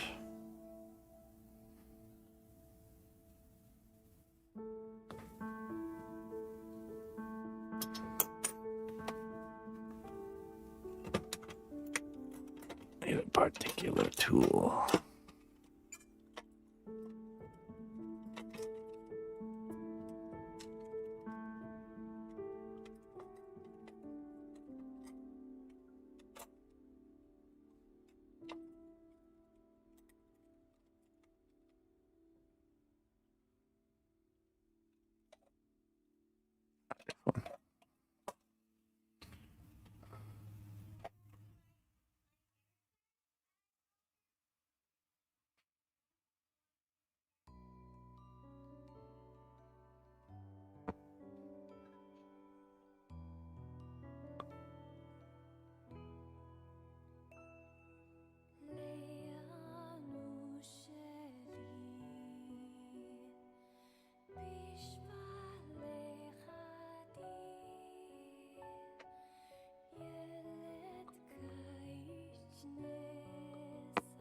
I don't know.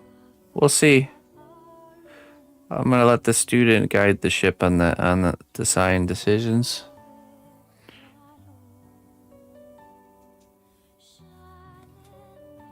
Basically, whatever how he wants to design his is how I will design mine, because it just makes it easier to demonstrate.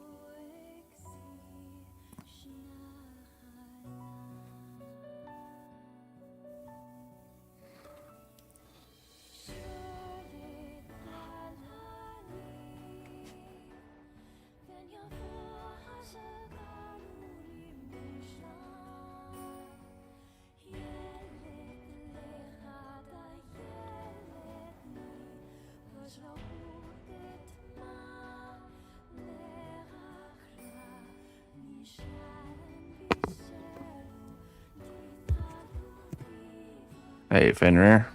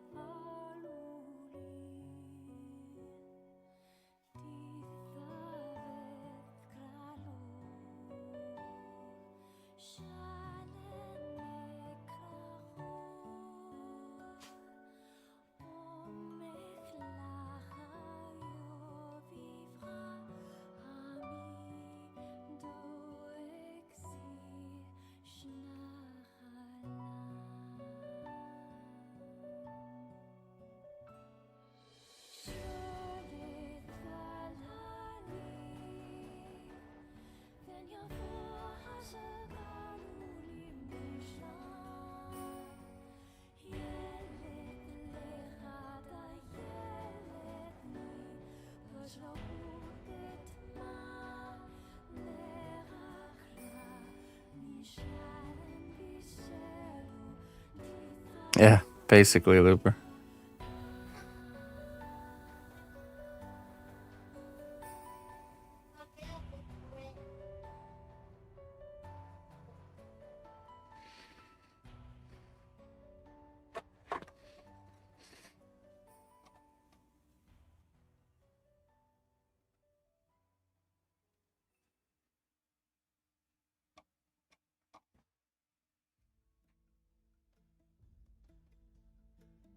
Boris.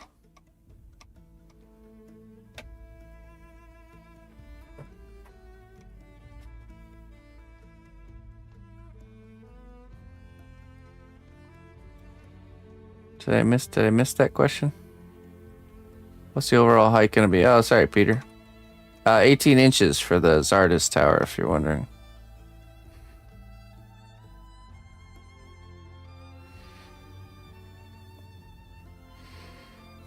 Did Boris ask what kind of clay I was using? Because I didn't even see that comment on my chat.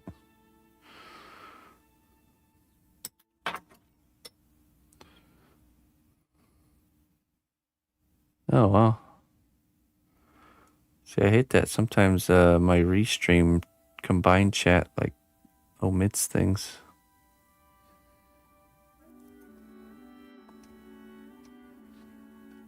$33. Didn't even show up.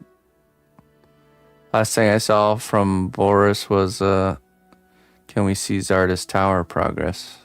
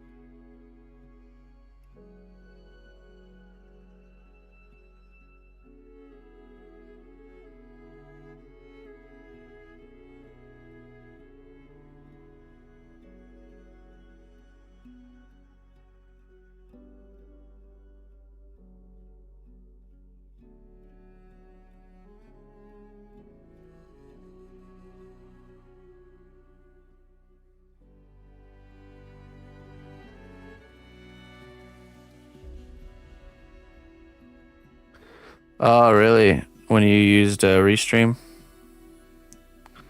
It's kind of annoying. Not knowing if you're missing chat.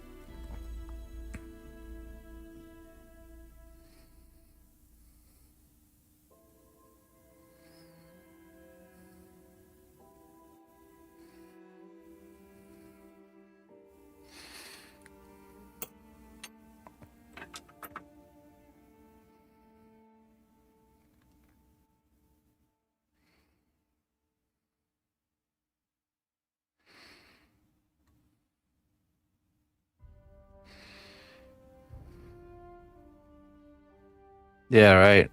Exactly.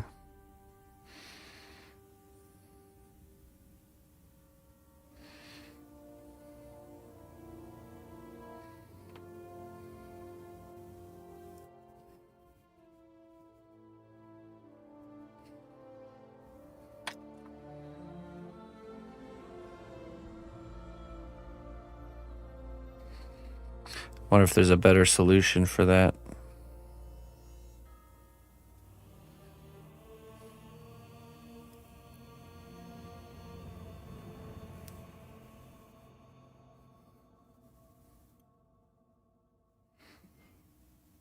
Some sort of combined chat solution.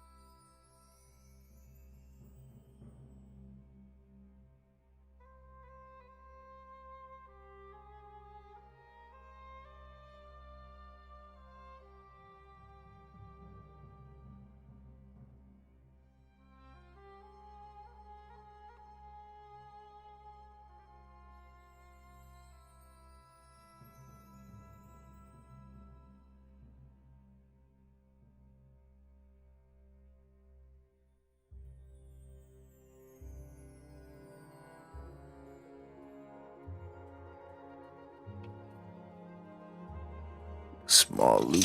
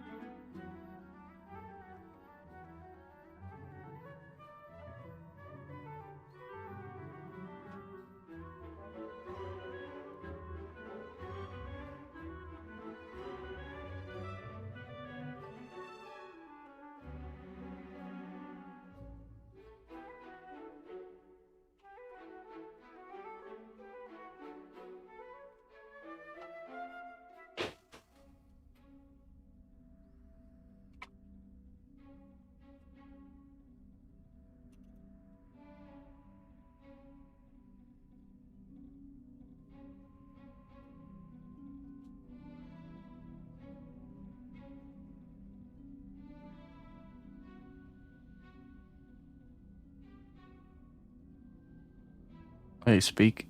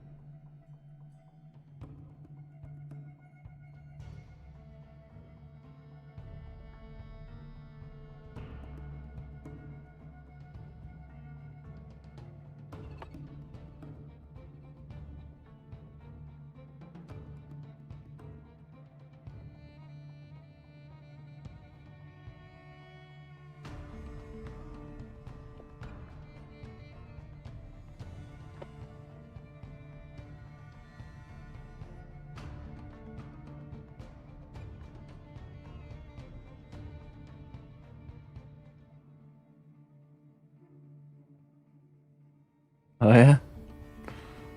Well, she does. She does. She has the same magic to create as I have.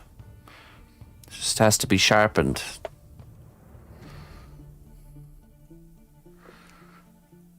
We're all equipped with a dull creative blade.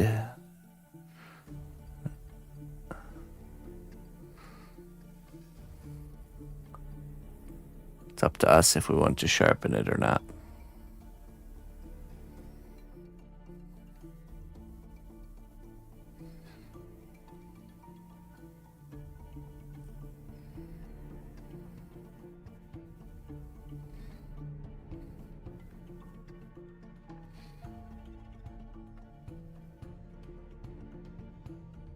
Sharp as marble.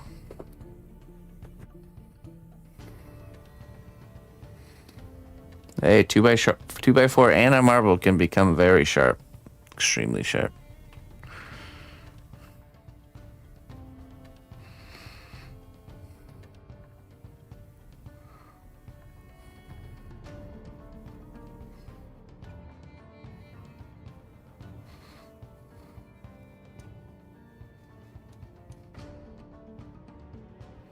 Only if you break them, that's right.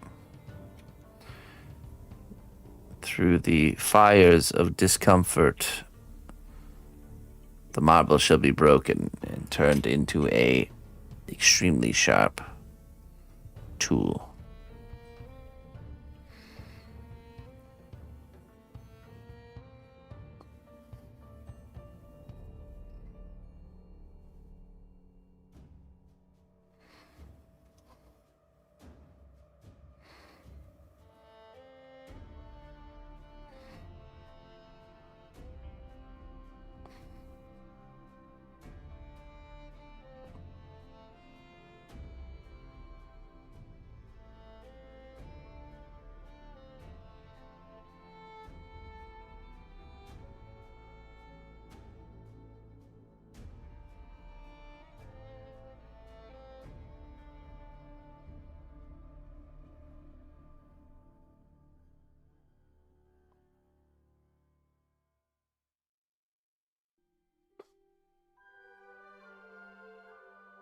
Renewed the marble that was broken.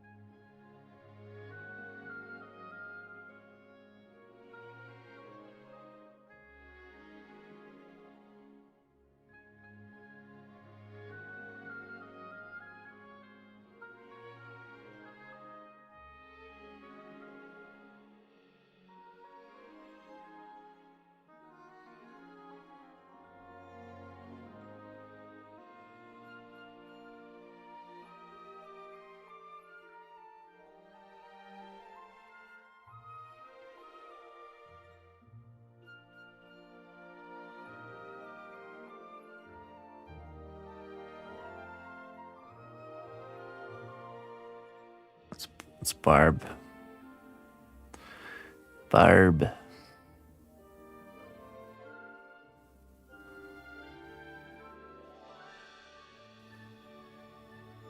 Barbara the Barbarian.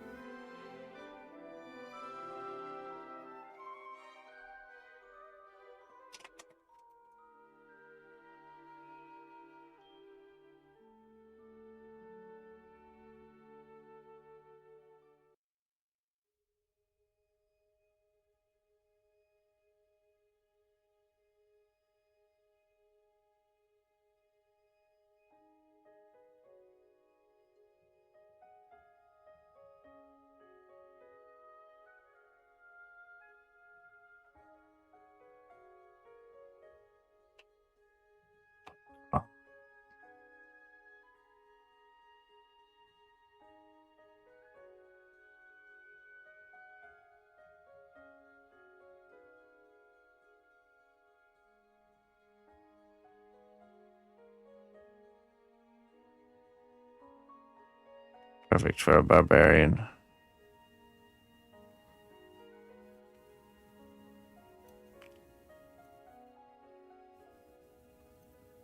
Mess with the barb, you get thorns.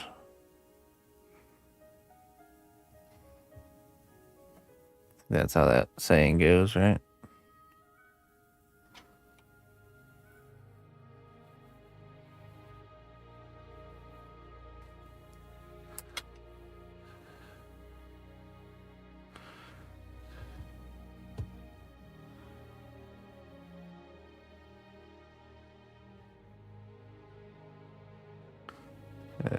Move these further up.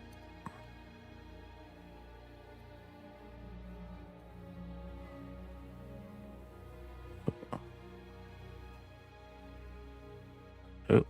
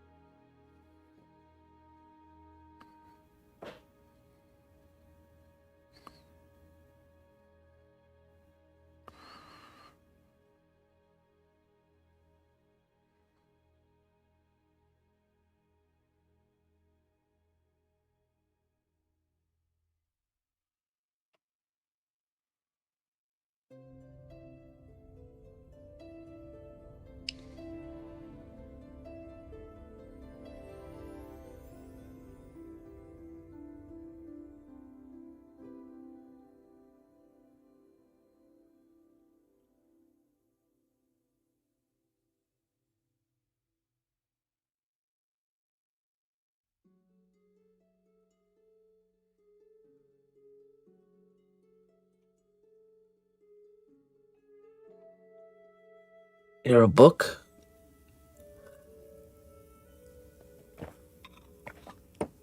Libro.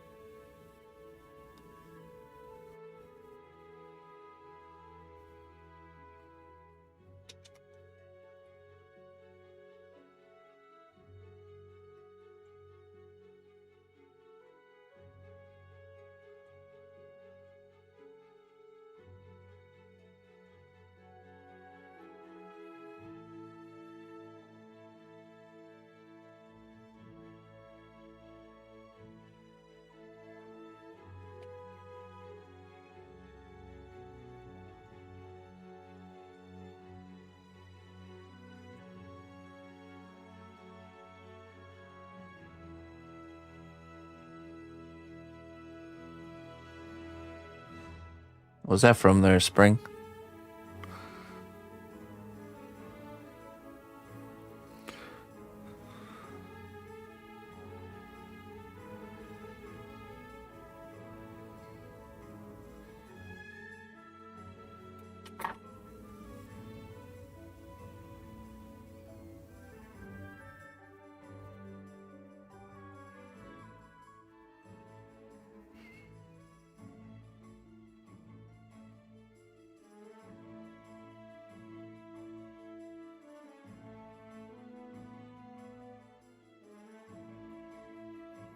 Conan. Yes. But not Conan. One of the other characters.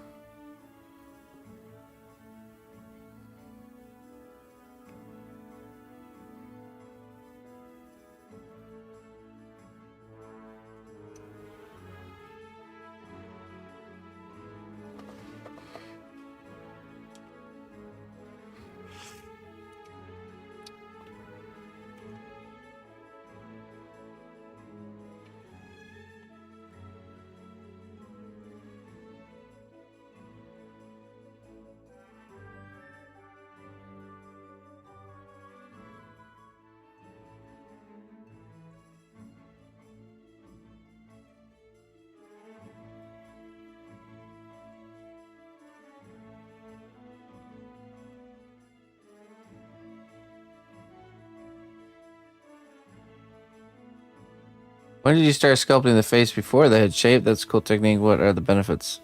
Well, the benefits are it's really hard to get the head shape and the face looking good in one kind of go. Because you can see how, I'm having to touch the back of the head quite a lot.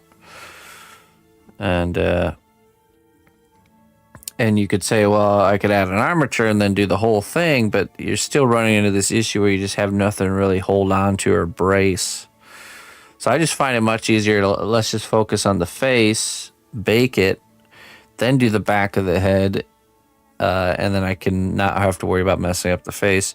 And also, you'll find that you can actually do some revisions and changes. I usually add clay back onto the face to kind of make some adjustments. So it's just not trying to do things in one kind of pass, the more passes you do on something, the more sharpened it will become, the better it will be. So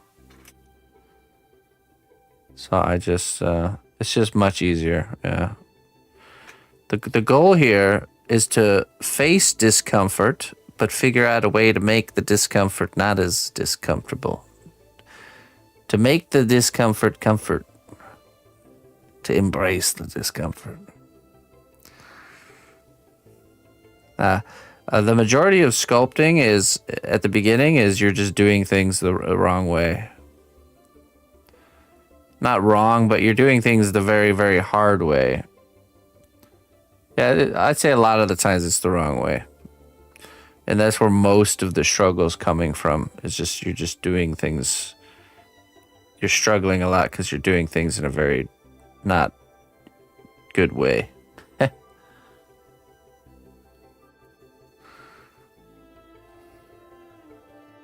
So trying to identify what those things are, and then then let's figure out a way to do them the right way. It took me a lot of doing things the wrong way to figure out the right way to do them.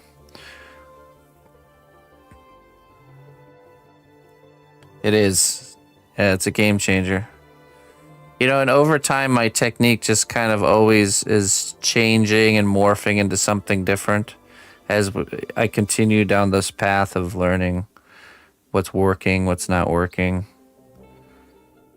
It's never really stays the same. You could probably tune in like 5 years from now and it'll be completely different. But for now, this is the best we got.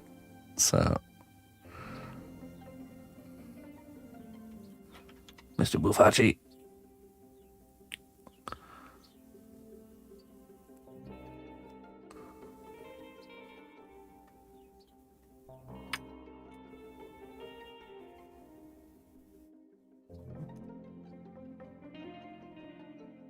I did, Lavita. Thank you very much. I think I opened it on was it on Friday? I think it was Friday.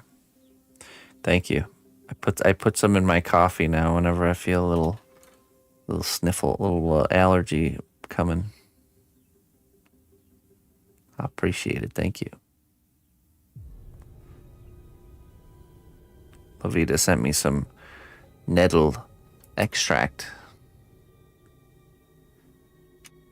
And just so you know, with a tincture, there are Whiskey. There are two different types. So plants have positive compounds inside of them.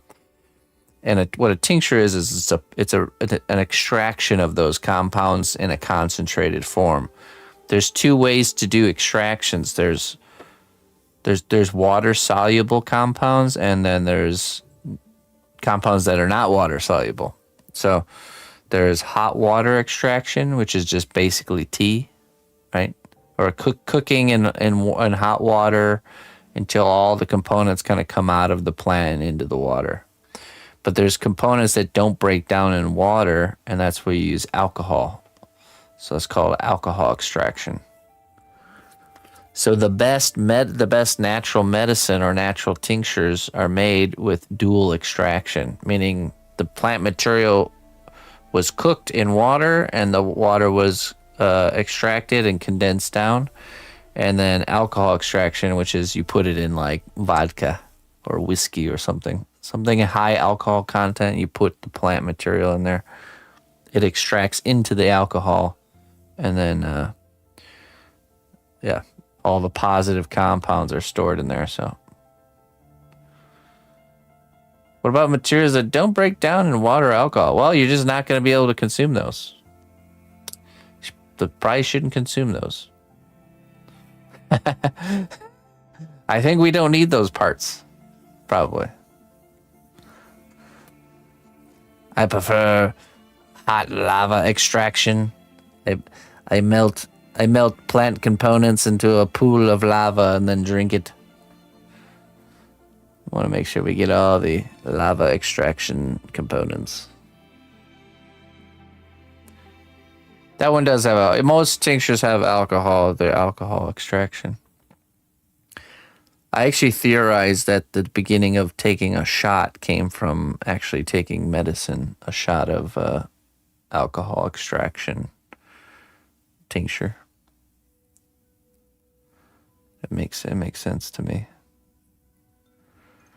You even see, like, for example, Jägermeister. It's made with 52 botanicals. That's technically a tincture. Jägermeister is a tincture.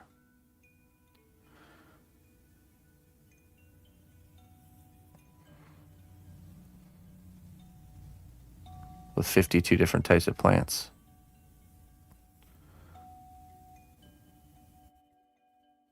Yeah, I think so. I've been pretty allergy free.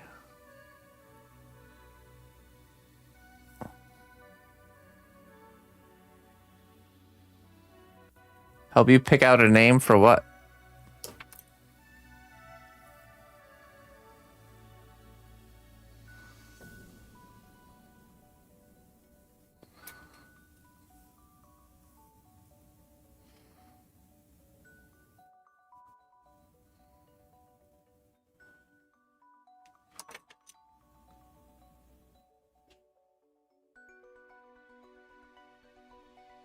You can't even pick out his dog's name. Yeah. That's true. Not so good with names. The dog has become the dog or buddy. His name hasn't really stuck. How's Buddy Boy? He's good. He's really good. He's really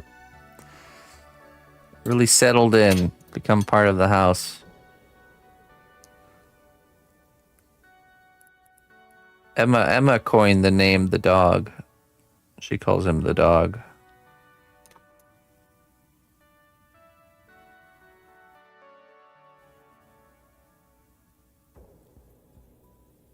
You mean you put some coffee extraction in your coffee. Gotcha. Coffee tincture.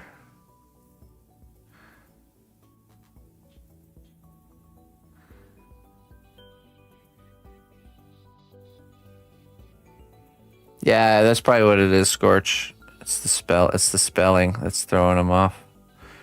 No, the reason his name doesn't stick is because he can't hear, so it's pointless to call him anything because he can't hear you.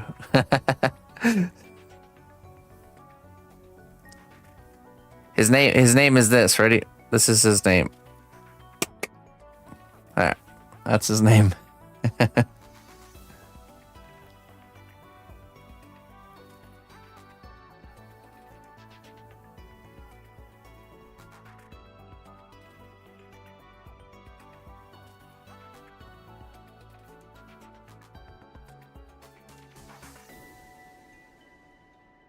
Sculpt mode takes so long to dry. Well, the more water you use, the longer it takes. So,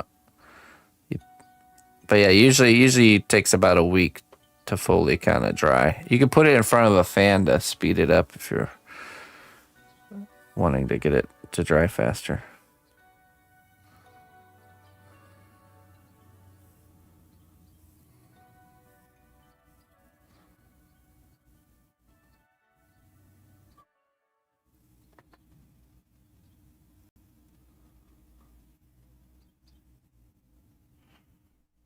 Yeah, it's anything that's air dry. You put it in front of a fan, it'll speed it up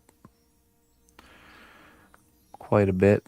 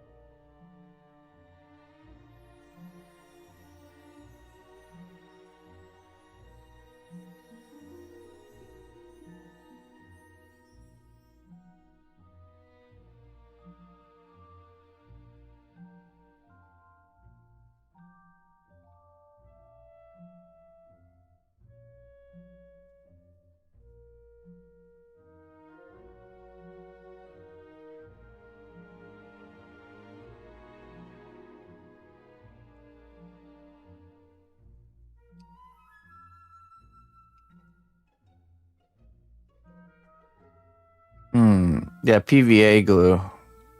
PVA glue means Elmer's glue or white glue. That's like Elmer's glue.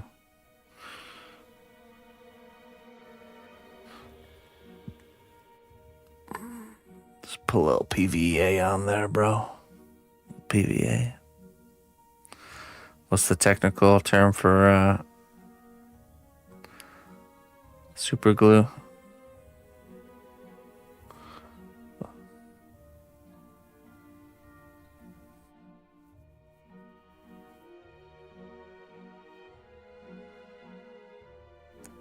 I can't remember. Technical glue names.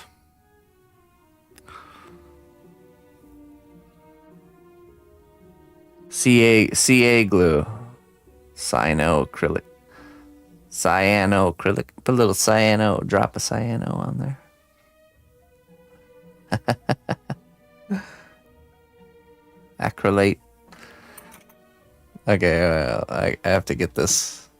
I need this in my inventory of glue names.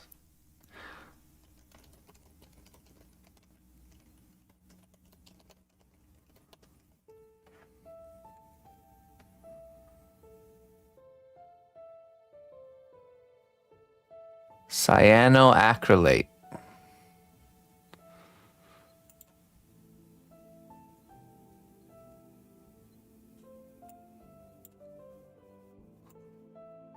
Oh, that's a good one.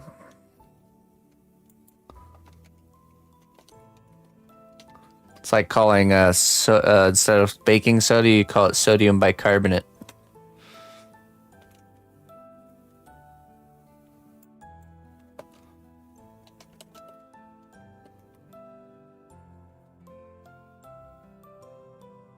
cyanoacrylate. Cyanoacrylate. Cyanoacrylate. There we go.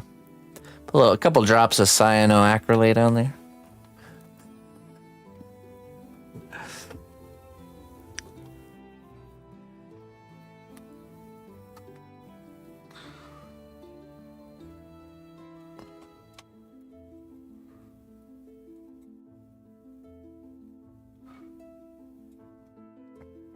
Sounds like a wizard spell. Cyanoacrylate. And see, it's magically stuck together.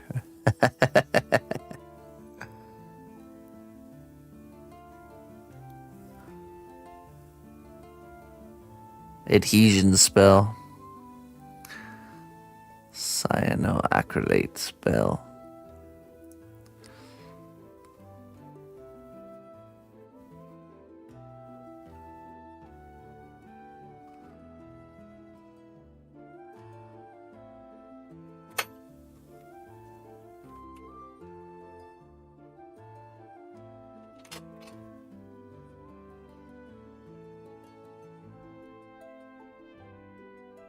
So it's just acrylate.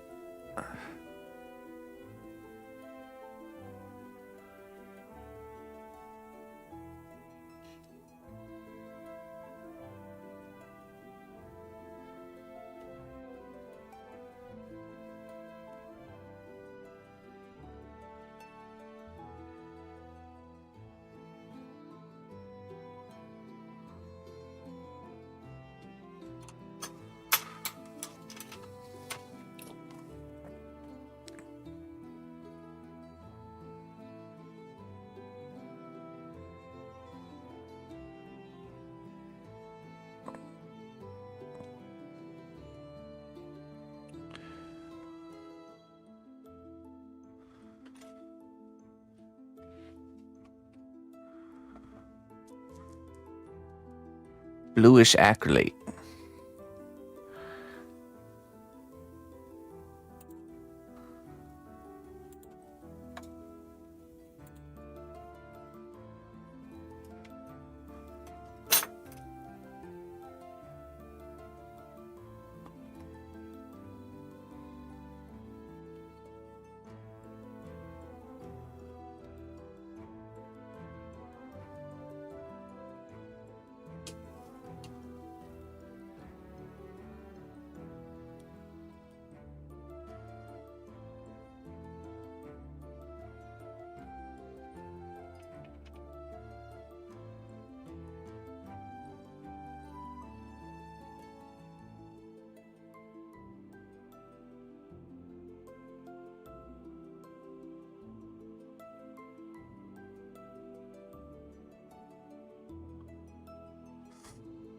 Yeah. Yeah, you just take it in as many layers as possible. Try to think about nature and how nature is layered up. So, very base level, you got dirt. Then you have dead leaf material, like dead grass, dead leaf material. Then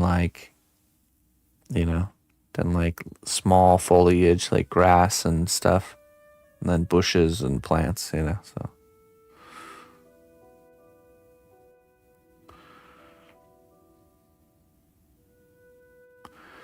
Little emergency shrub here or there.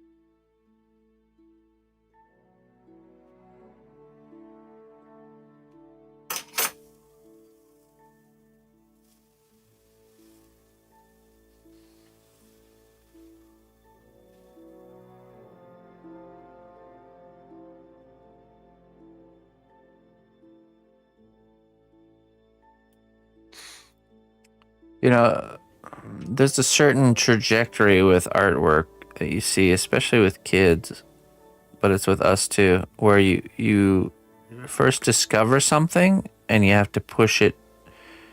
Basically, you have to push it to the limit and then reel it back. So there's definitely a phase when you start doing like ground shrubbery and like kind of the design of your bases for your sculptures, where you're gonna feel yourself just push it way too far because it's fun, right? Like way too much stuff going on, and then you reel it back. So it's okay to allow yourself to be. Whoa! What the?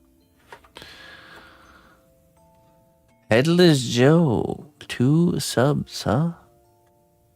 Why did my thing not go off? There we go. Welcome, new adventurer, to a land of great deeds and bravery. Thanks be to our recruiter for their wise choice.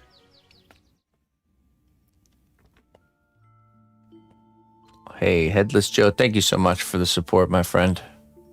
And welcome, new people. Thank you very much, my friend.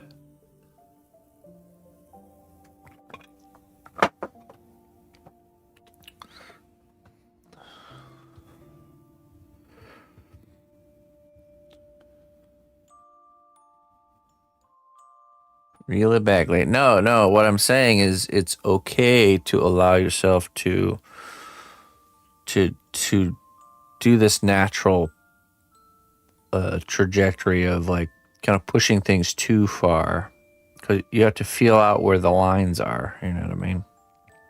Like, where is that line between just enough and too much? You know. Just be aware of that, and then and then reel it back later. Yeah, you have to go past the edge to find the exactly. It's so true.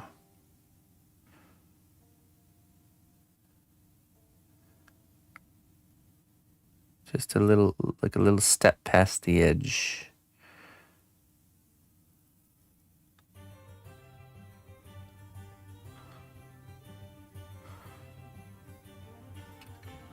Coin for an old beggar. Yes. Oh, thank you. Thank you, Joe. Alms, my lord, alms. Gratitude to you and your family for such generosity. May it be returned to you 100-fold, my friend.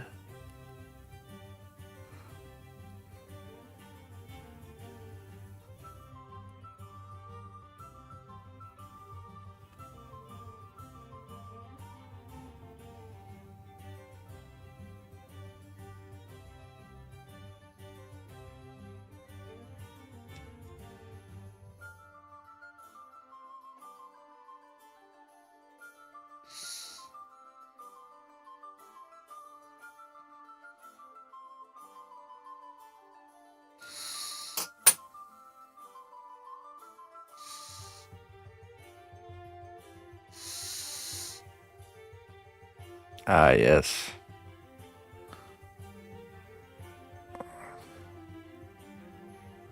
It is a great feeling.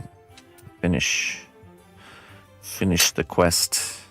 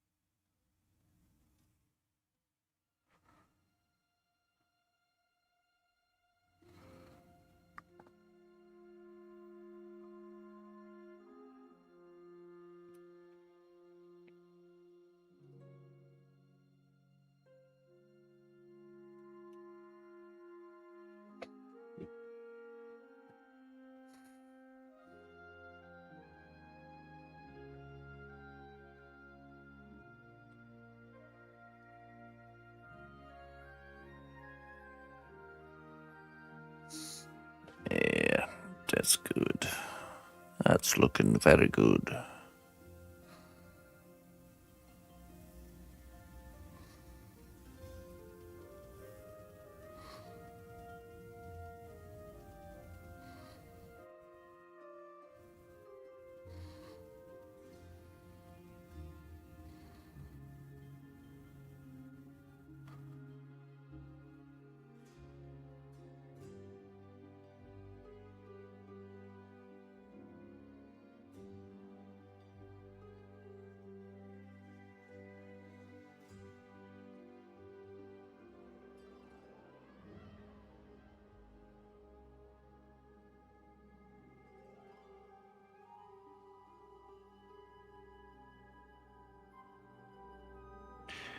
I think I'll go get the pieces out of the oven here in a second.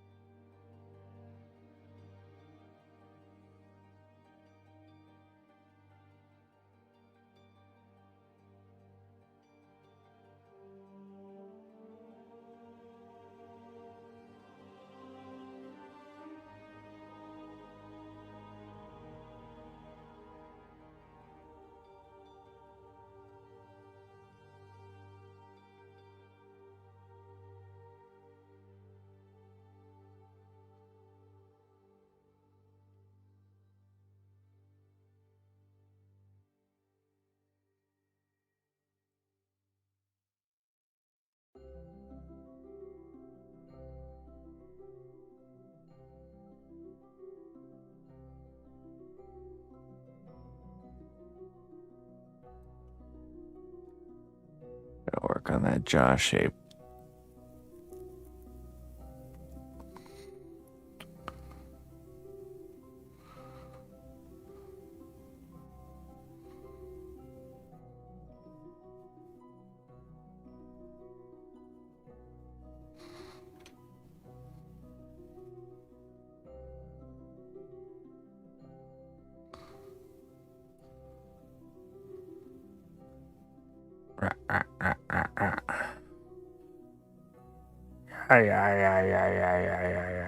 Yeah.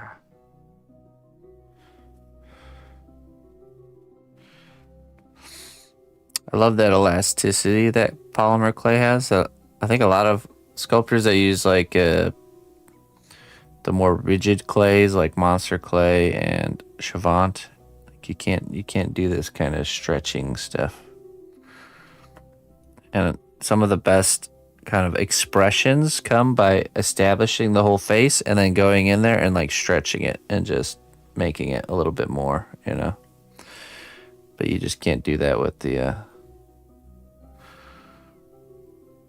with those rigid clays. You can't do that.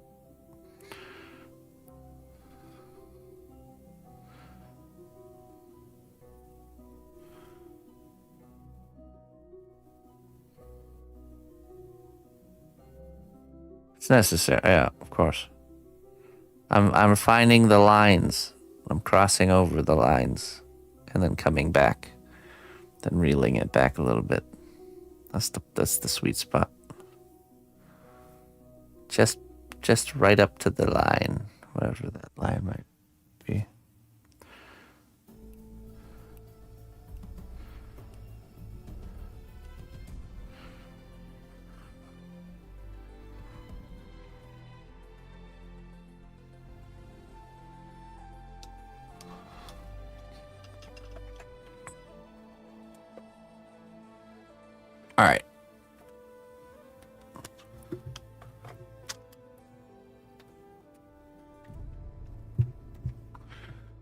Let me grab our pieces for the Gothic tower out of the oven, and then we'll let those cool down, and we'll continue. I'll be right back.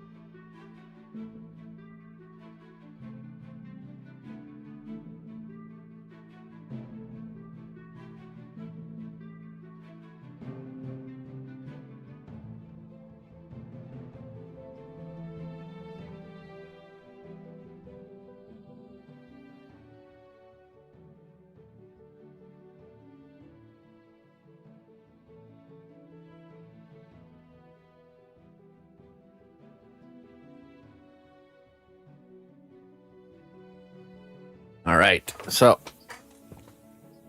we got our Zardos Tower pieces out of the oven. They're still very hot, so I have to let this cool. But before this cools, we're going to put our C1 separator on this piece.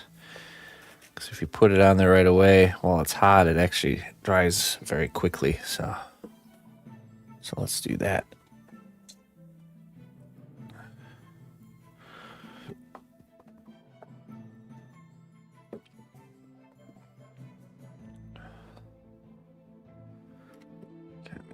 Let me move this really quick.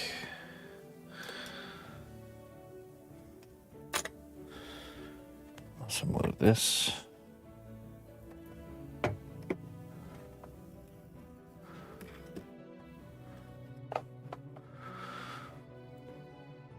All right.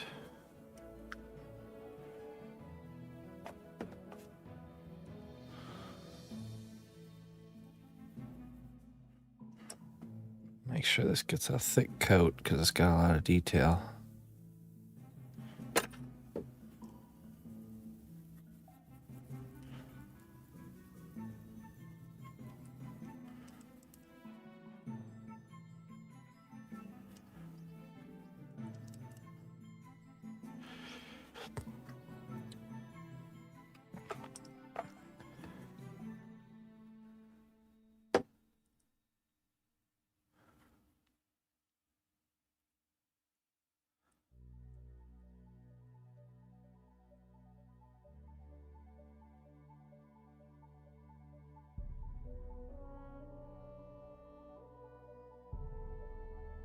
All right.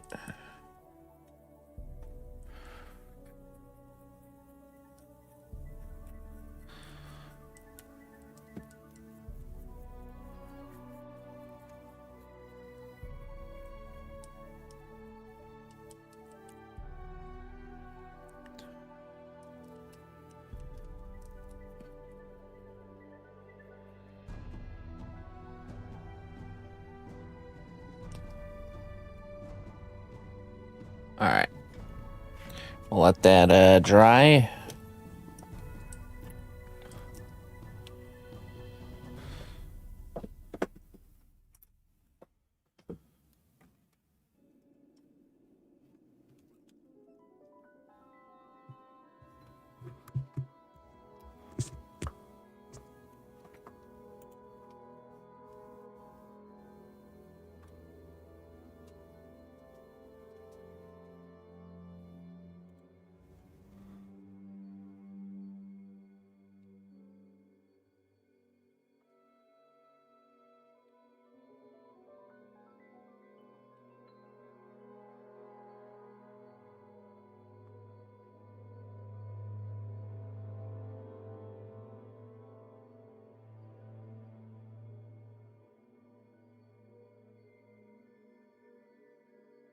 Bring the jaw back, bottom jaw.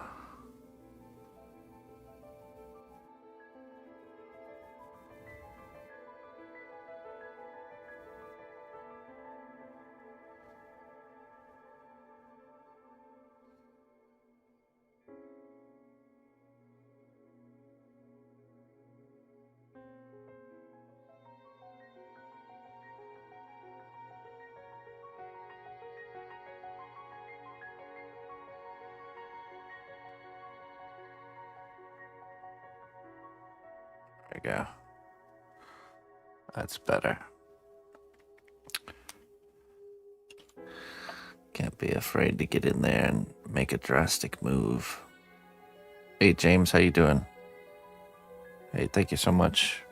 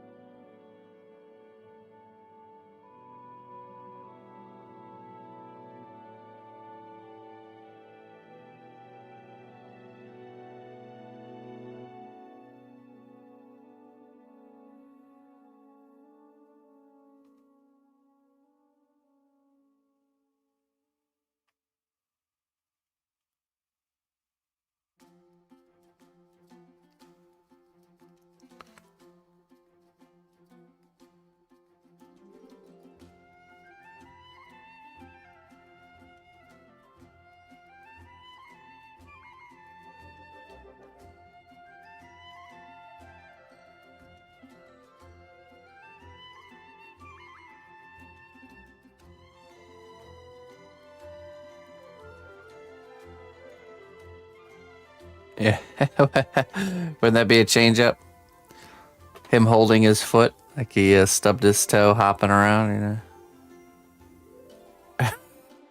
Super over the top, expressive, barbarian character just stubbed his toe. As if he has zero pain tolerance. The zero pain tolerance barbarian.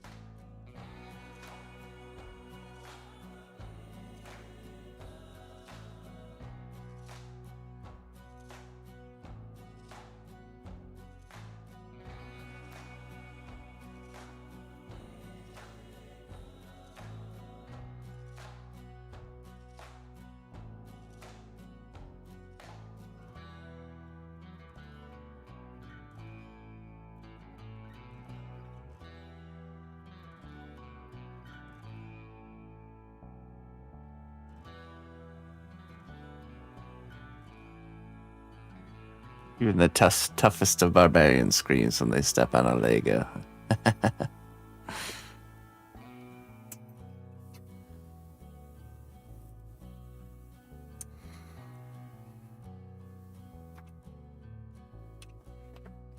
Let's see.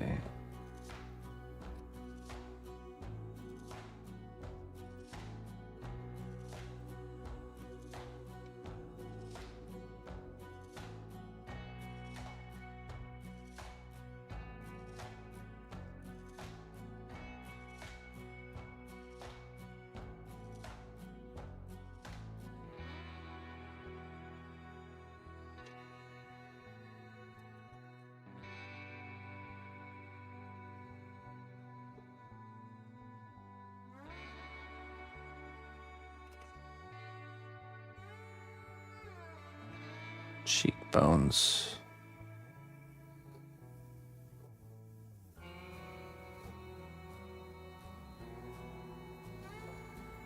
Basically, there's a line that goes down all the way to the ear from here.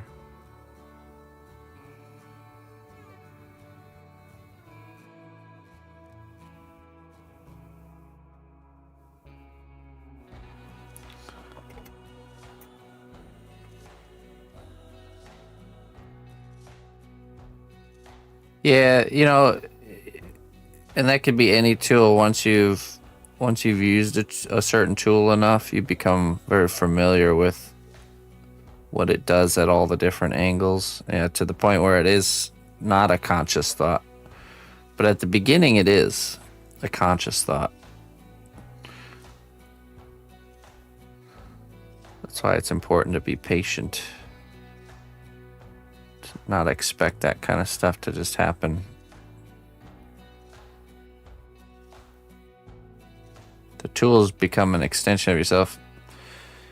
But there's a little bit of a pitfall there, being that you become so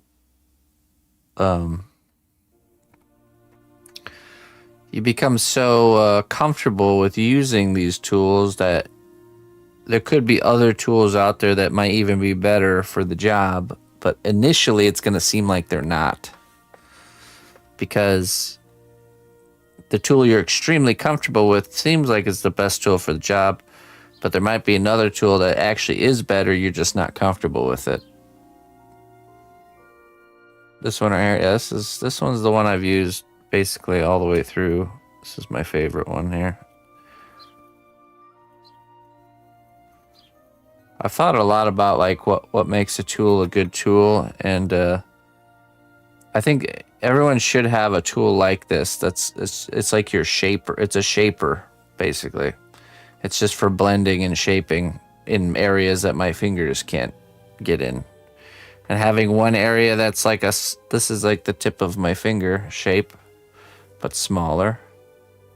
And then this is a flatter, a little bit more precision because it kind of comes to a point here for even smaller areas. So I mean, there's really not a lot of shaping that needs to be done other than what this can do. And like this one's job is completely different. It's making lines or making like flat surfaces. Break the tool. You must break the tool. So they have basically with these two tools I could get away with doing everything I needed to do for the most part. These would be like the if I had these two I could make anything kind of tools. But then all the other tools are for very specific tasks. You know, like I use this one for the teeth, which is really nice. Those two and a ball stylus. Yeah, you're probably right. And maybe an X-Acto knife with a really sharp blade.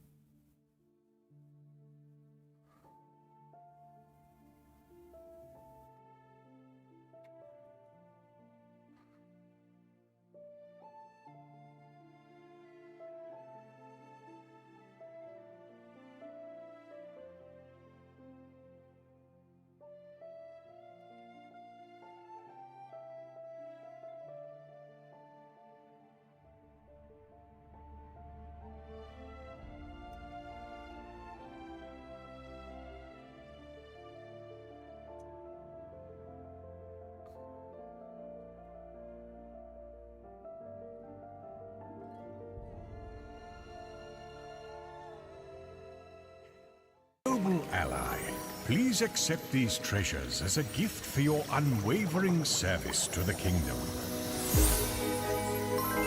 Hey, Taser. 38 months, my friend. Thank you very much.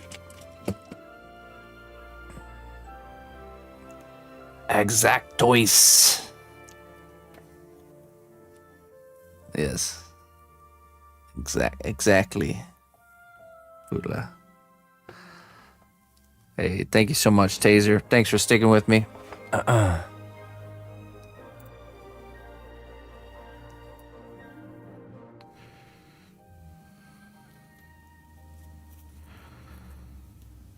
The power of friendship is stronger than any spell.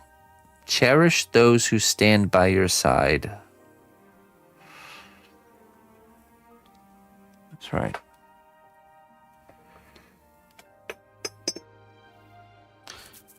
But you know, when it comes to close relationships, friends and family, it's the people that tell you that you're wrong about things. I think that's more important.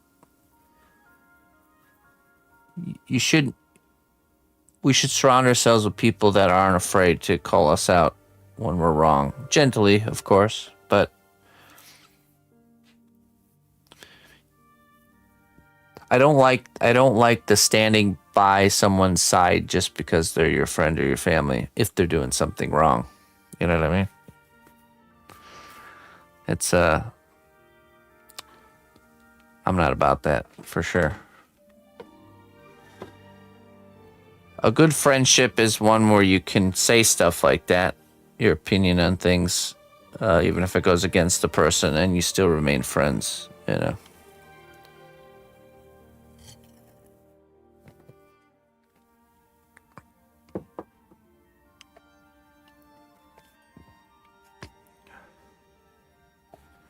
Friend, family, random viewers, yeah.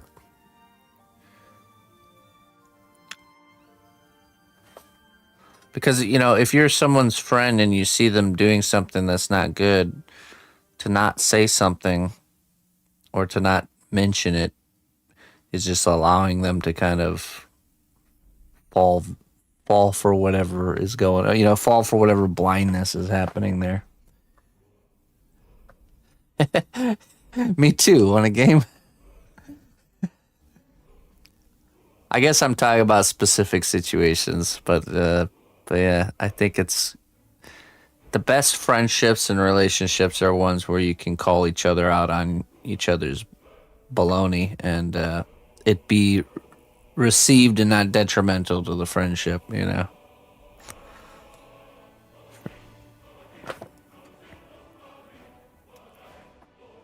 All right, what was I gonna?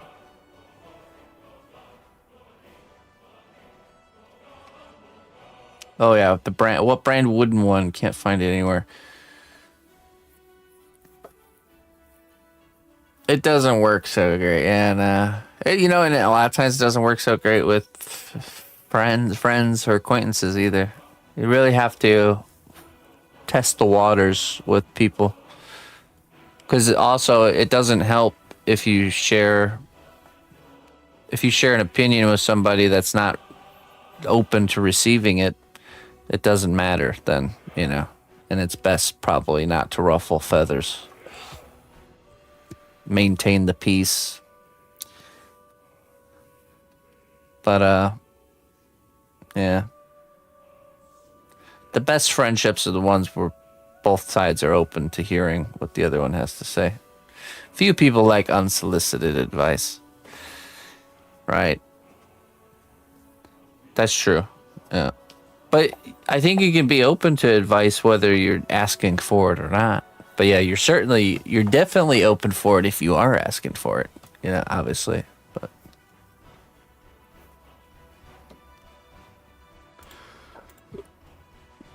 okay.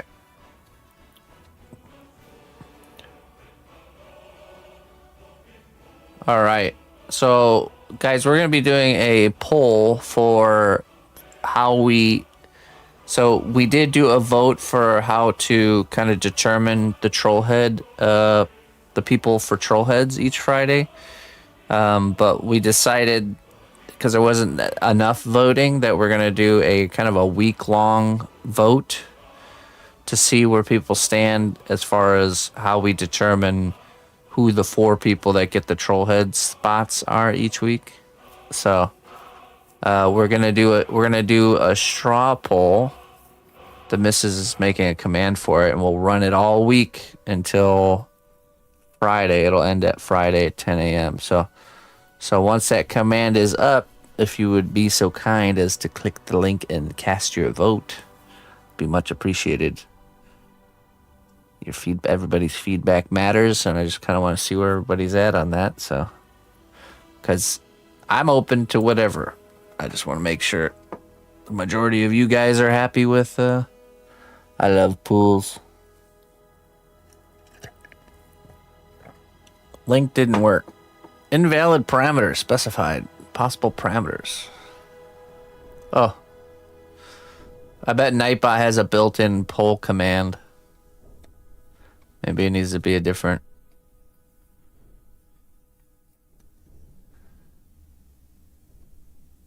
I don't know where I was.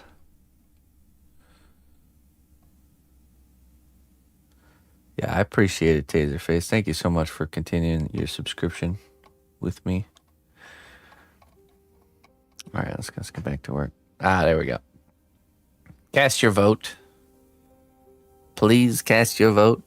Now this is so we can determine how we determine who gets the spots for the troll heads. So, because we only do 4 each week, and yeah, I just want to make sure we did do a vote on it on Friday, but it was a shorter one. It was only a 10-minute kind of sample. It was a sample poll.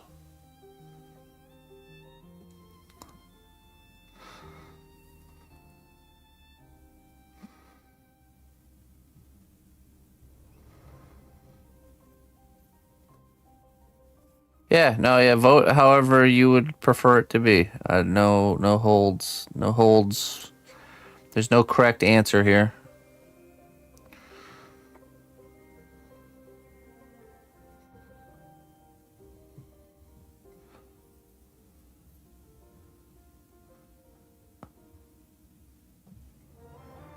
No right or wrong answer.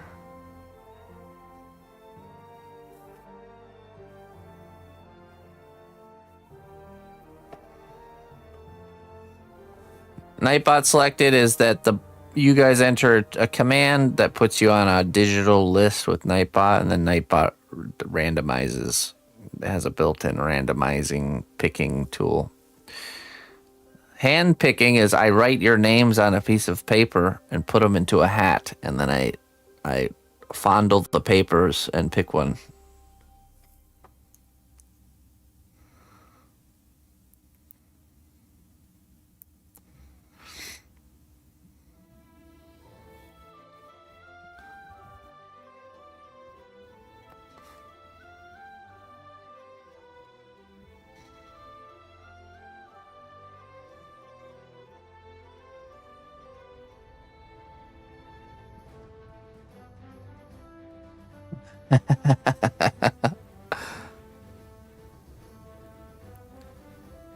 To ensure good results, they must be fondled, mixed about, and whatnot.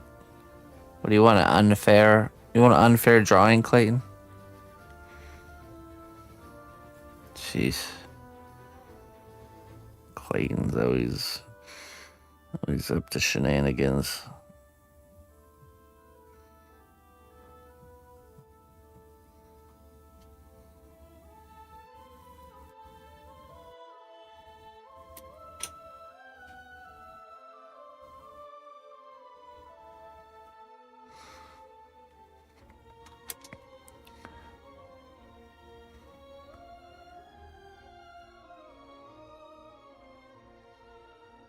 Yeah, especially people named Jones. Especially people named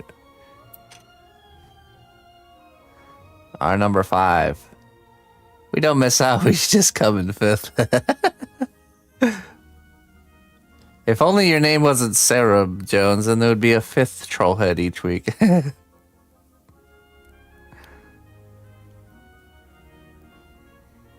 All right, I'm already pretty beat after 4. I don't think I could do 5. Not to the quality standard.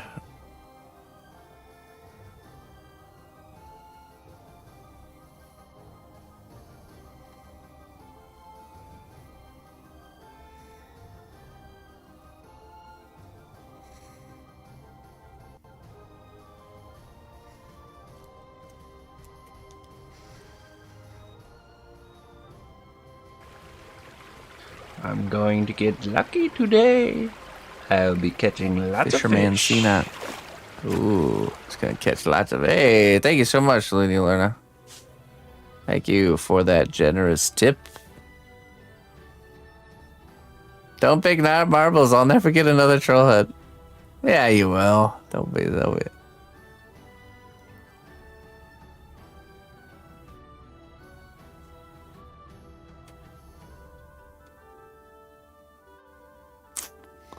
The army man.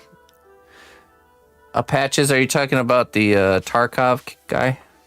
The modern military piece? That one's one of the pieces on pause while we finish up these current sponsored works. You forgot shipping costs. Oh, okay. Well, thank you. Thank you very much.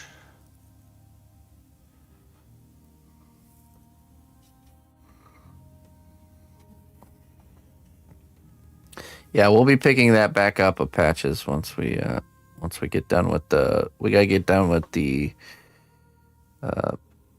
Gothic Tower piece and the zombie piece, John Carpenter piece.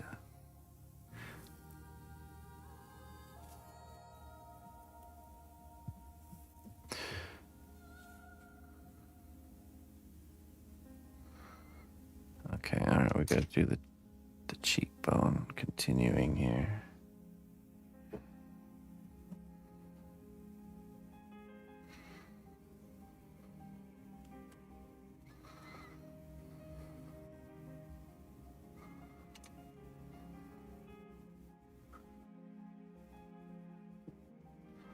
Wait, what? What did it? Do sponsors reach out to you, or do you reach out to them. I have reached out to people, but I've never actually gotten anything come from reaching out. It's always from them finding me or hearing about me, or usually it's word of mouth that somebody in a particular position working for the company either knows about me or has heard about me, and then they reach out, you know. Usually. So, yeah, I don't think there's a single occurrence of me, because I have, you know, I've sent emails out to companies, you know, kind of showing what I do and seeing if they want to do something. But I don't think I don't think a single one has actually led to any form of a project. So then you have to make a list first of whoever wants it that week if you hand. Yeah, so basically the way it'll work is it'll still be like you have to be there. It won't be like all week you can enter. It'll just be like probably 15 minutes before we pick. Like people will have a 15-minute window to submit their name if they'd like to be part of that Friday's Trollheads. So all of those options is the same. It'll be like a 15-minute window to enter. It won't be like, oh, you can enter all week and then it comes to Friday and then I pick 4. Does that make sense? You'll still have to be there. Because we'll need the prompt, we'll need the, you know, I'll need to get paid and then shipping and all that stuff. So people need to be there for the Trollheads. We're just rethinking the way of how we pick those 4 in that time slot.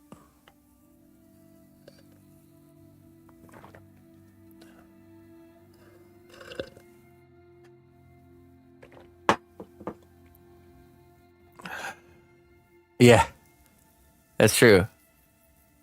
It will get out of hand. We have to limit it. We have to put limitations somewhere because it will get out of hand. I know this. Trust me. I'm usually the one who makes things get out of hand. I'm professional at this, of letting ideas and projects get out of hand. Thankfully, I have a significant other who is really good at keeping me in check with stuff like that. So.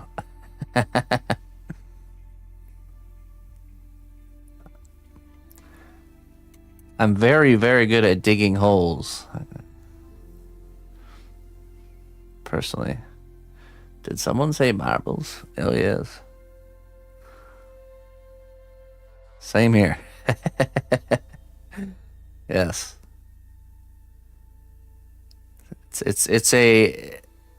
Okay, so the digging holes aspect of me comes from my optimism. I have, it's a blessing and yet a curse to have severe optimism. It's done great things for me, but it's also done not great things. So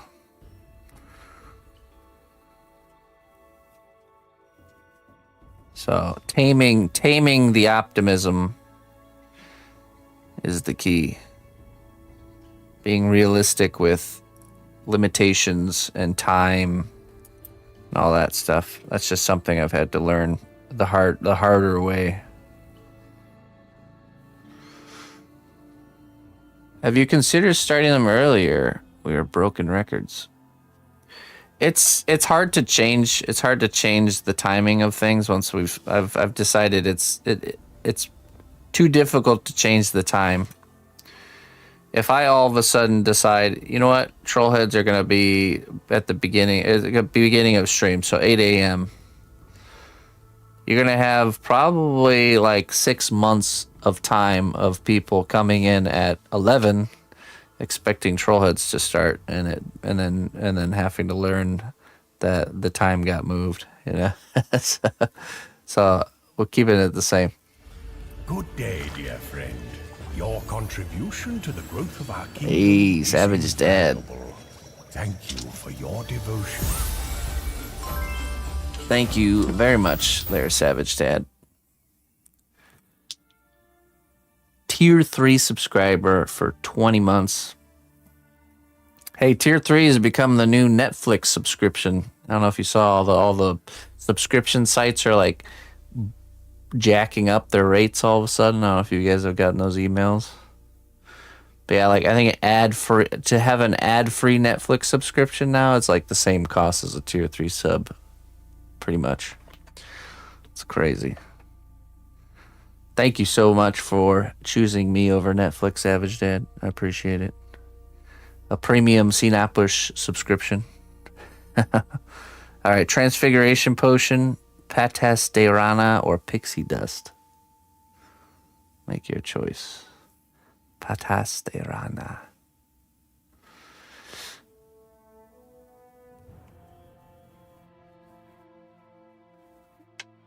Levita trying to edge out the West Coasters.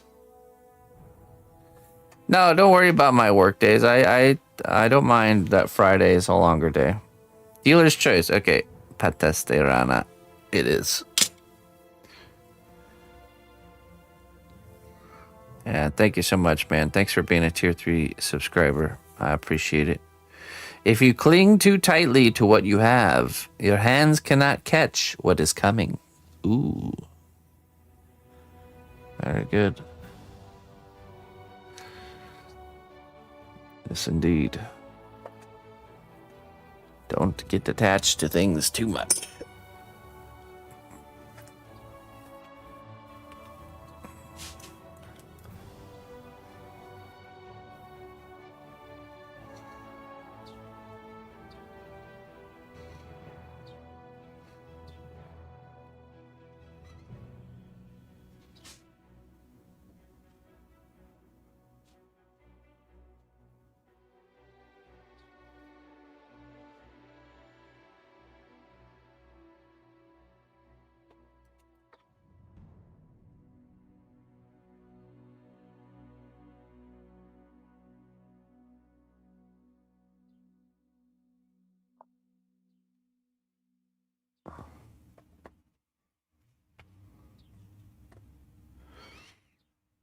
Yeah, we bumped the price up.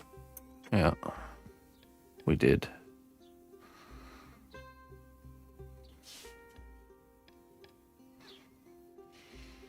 I Netflixed you guys. Yeah. To be fair, how much time we've been spending on the Trollheads for a while has been it's been needing to be bumped up. I just avoided it for a while. So. Because it does take up a lot of time for both me and the missus.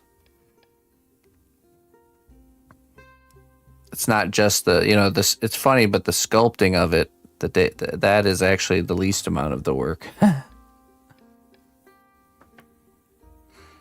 It's the painting and the finishing and the making the bases and the boxes, and the packaging and the shipping, all that. Takes way more time.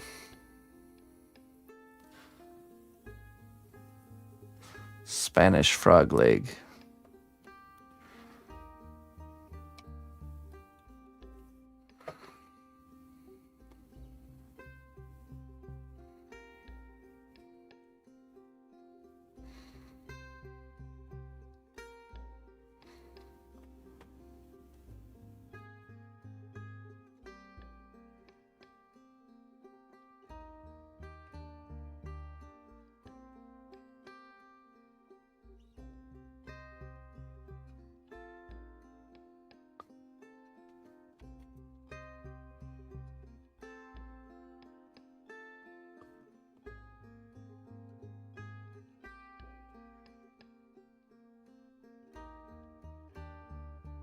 Also, I would say the work itself got a lot better from the first ones. If you look at the first troll heads compared to the ones we're making nowadays, it's a pretty big jump. Oh yeah, we're on the same wavelength there as Whip.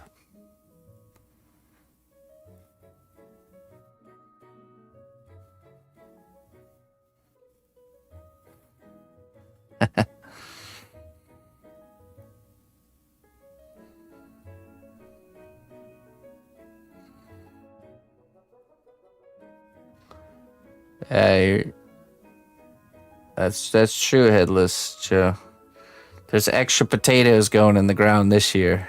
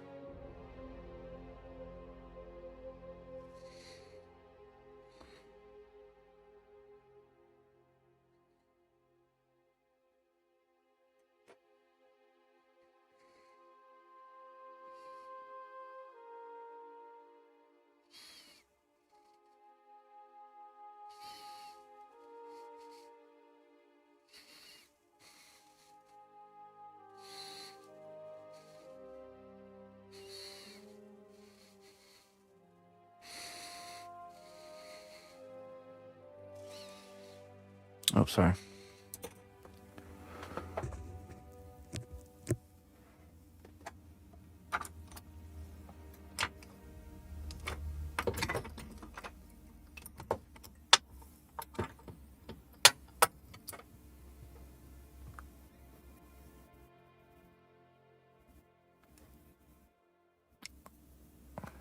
Come on, Levita, get political here. Let's start your campaign.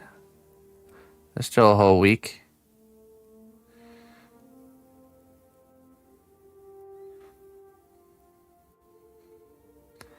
You need a good slogan to counteract the marbles movement.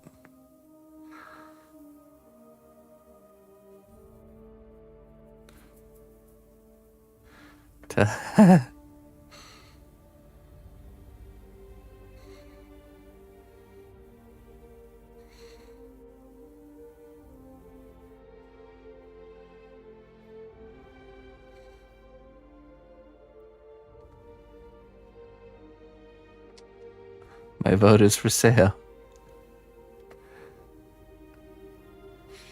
Just got a package with a bunch of No, I'm not gonna go there. Nope.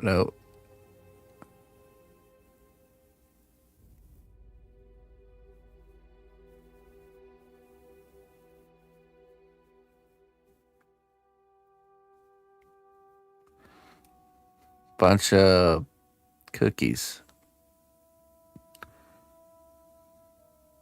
I love cookies.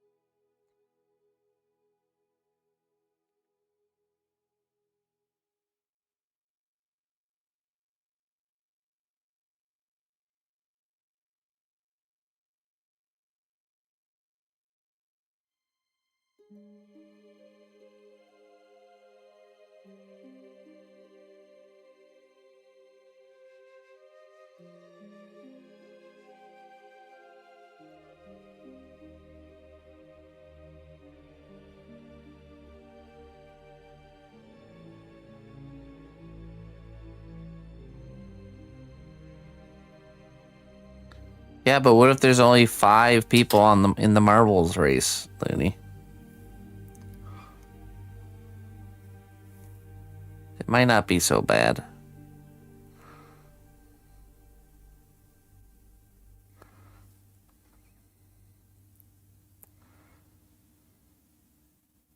It's not this. It's not any different than when you guys all type troll.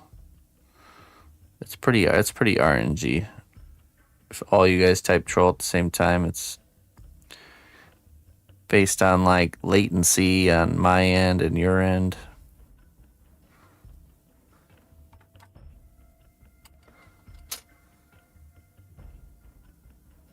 Auctions.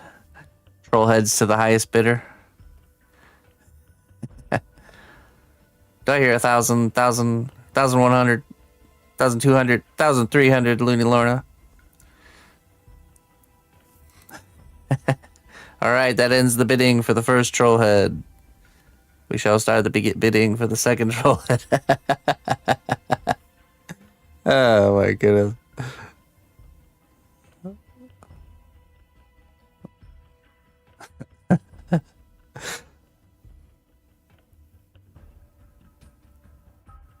No, it's all right.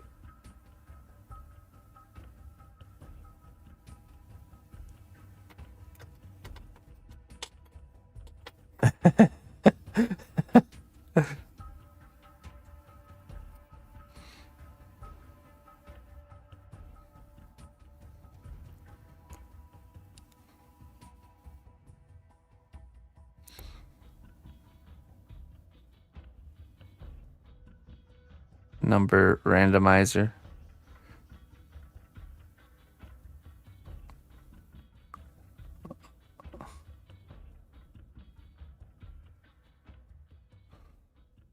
Okay, yeah. The number was 11. Now what? Now do we do? Yeah, that's what the Nightbot choice is technically. It randomizes a number, but each person has a hidden number assigned to their name, kind of thing. It's a just random picker.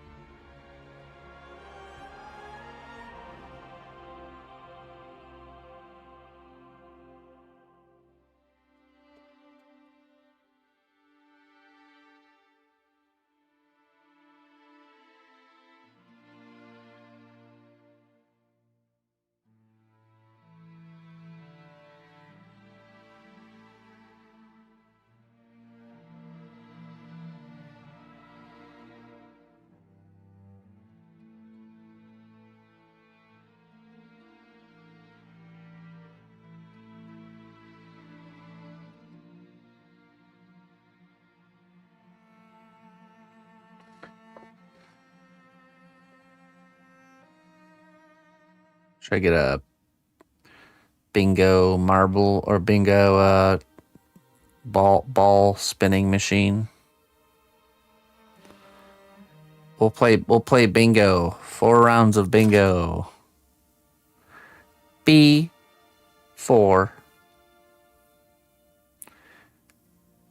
I7 I7 Bango. We'll play bango.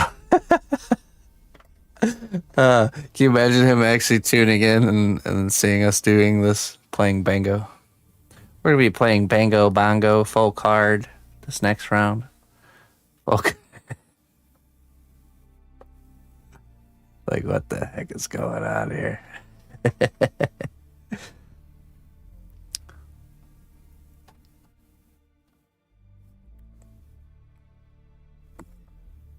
Let's see.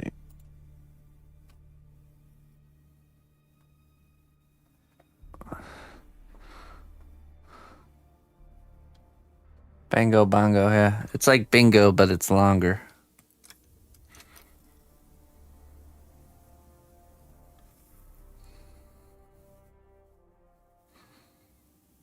And you say bango bongo if you win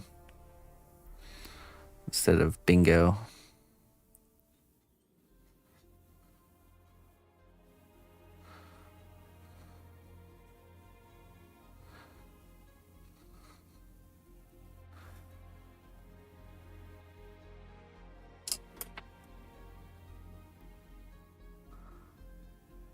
It would take a whole day. It would take a whole day just to choose the troll. We'd have to play it on Thursdays.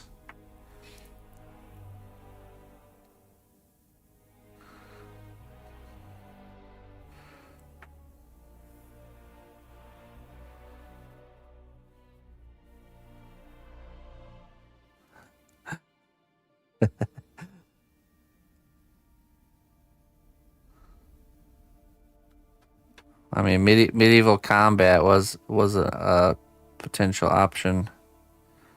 Everyone would have to play. We'd all have to play chivalry.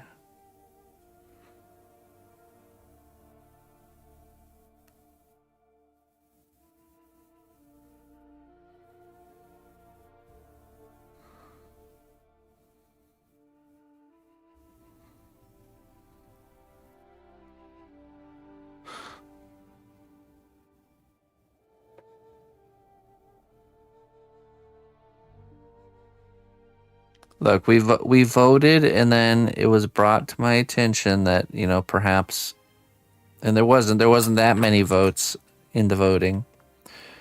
That perhaps we should do a week-long vote to get a better kind of sample.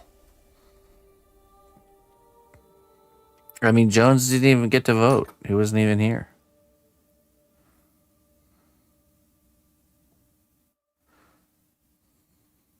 You trying to say Jones's vote doesn't count? Come on now. Now, if you don't show up for a whole week, you know, then yeah, you know, that's fair that you don't get to vote.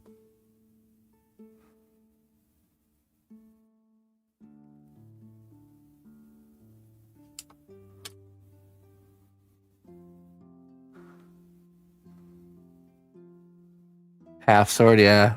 My brother plays half sword. They totally should make that multiplayer. Then we do half sword fights. That might be a little brutal.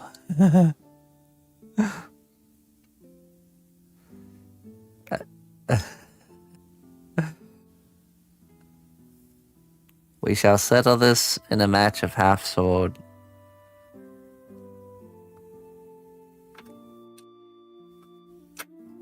Yeah, exactly. We might be exiting the family-friendly section if we do that. We will not be doing half sword. Maybe there's a mod that makes all the gore turn into like rainbow confetti instead. Like a piñata filling confetti and candy.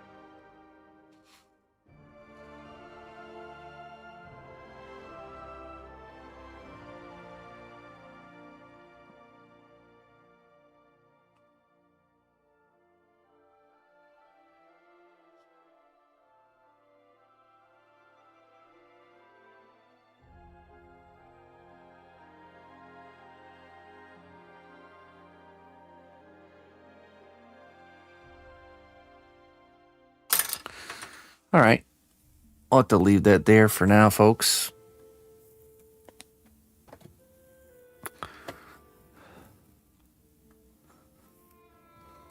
Let's put on another coat of this C1 separator before we get out of here. Oh.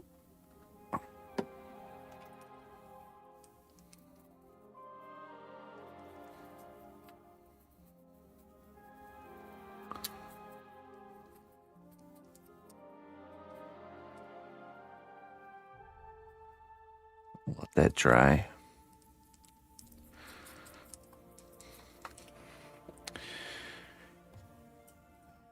And I'm gonna have to get out of here. I have to go be a appliance repairman.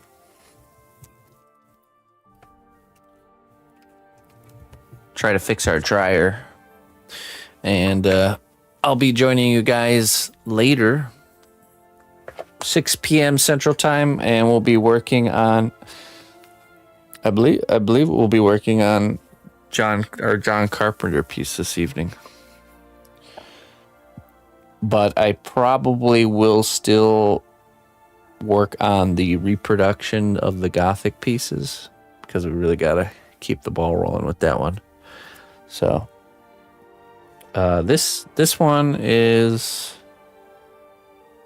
something I'm working on kind of behind the scenes. So this is me and my student are doing a project together, and this is the head of mine. So you might see that piece periodically, but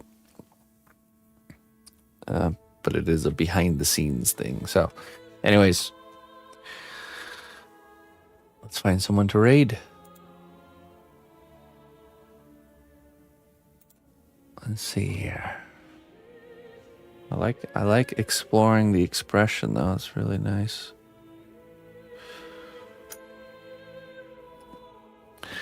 I can feel my trollhead powers have grown my regular head sculpting abilities.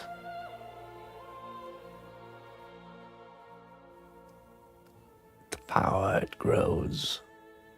Can feel it.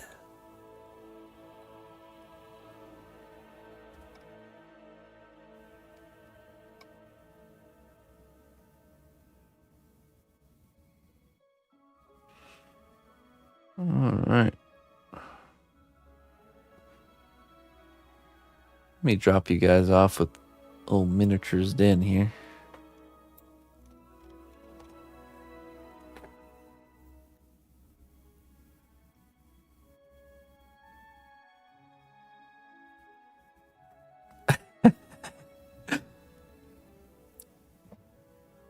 Jones, voting happens till Friday. Anything can happen. All right, let's see here.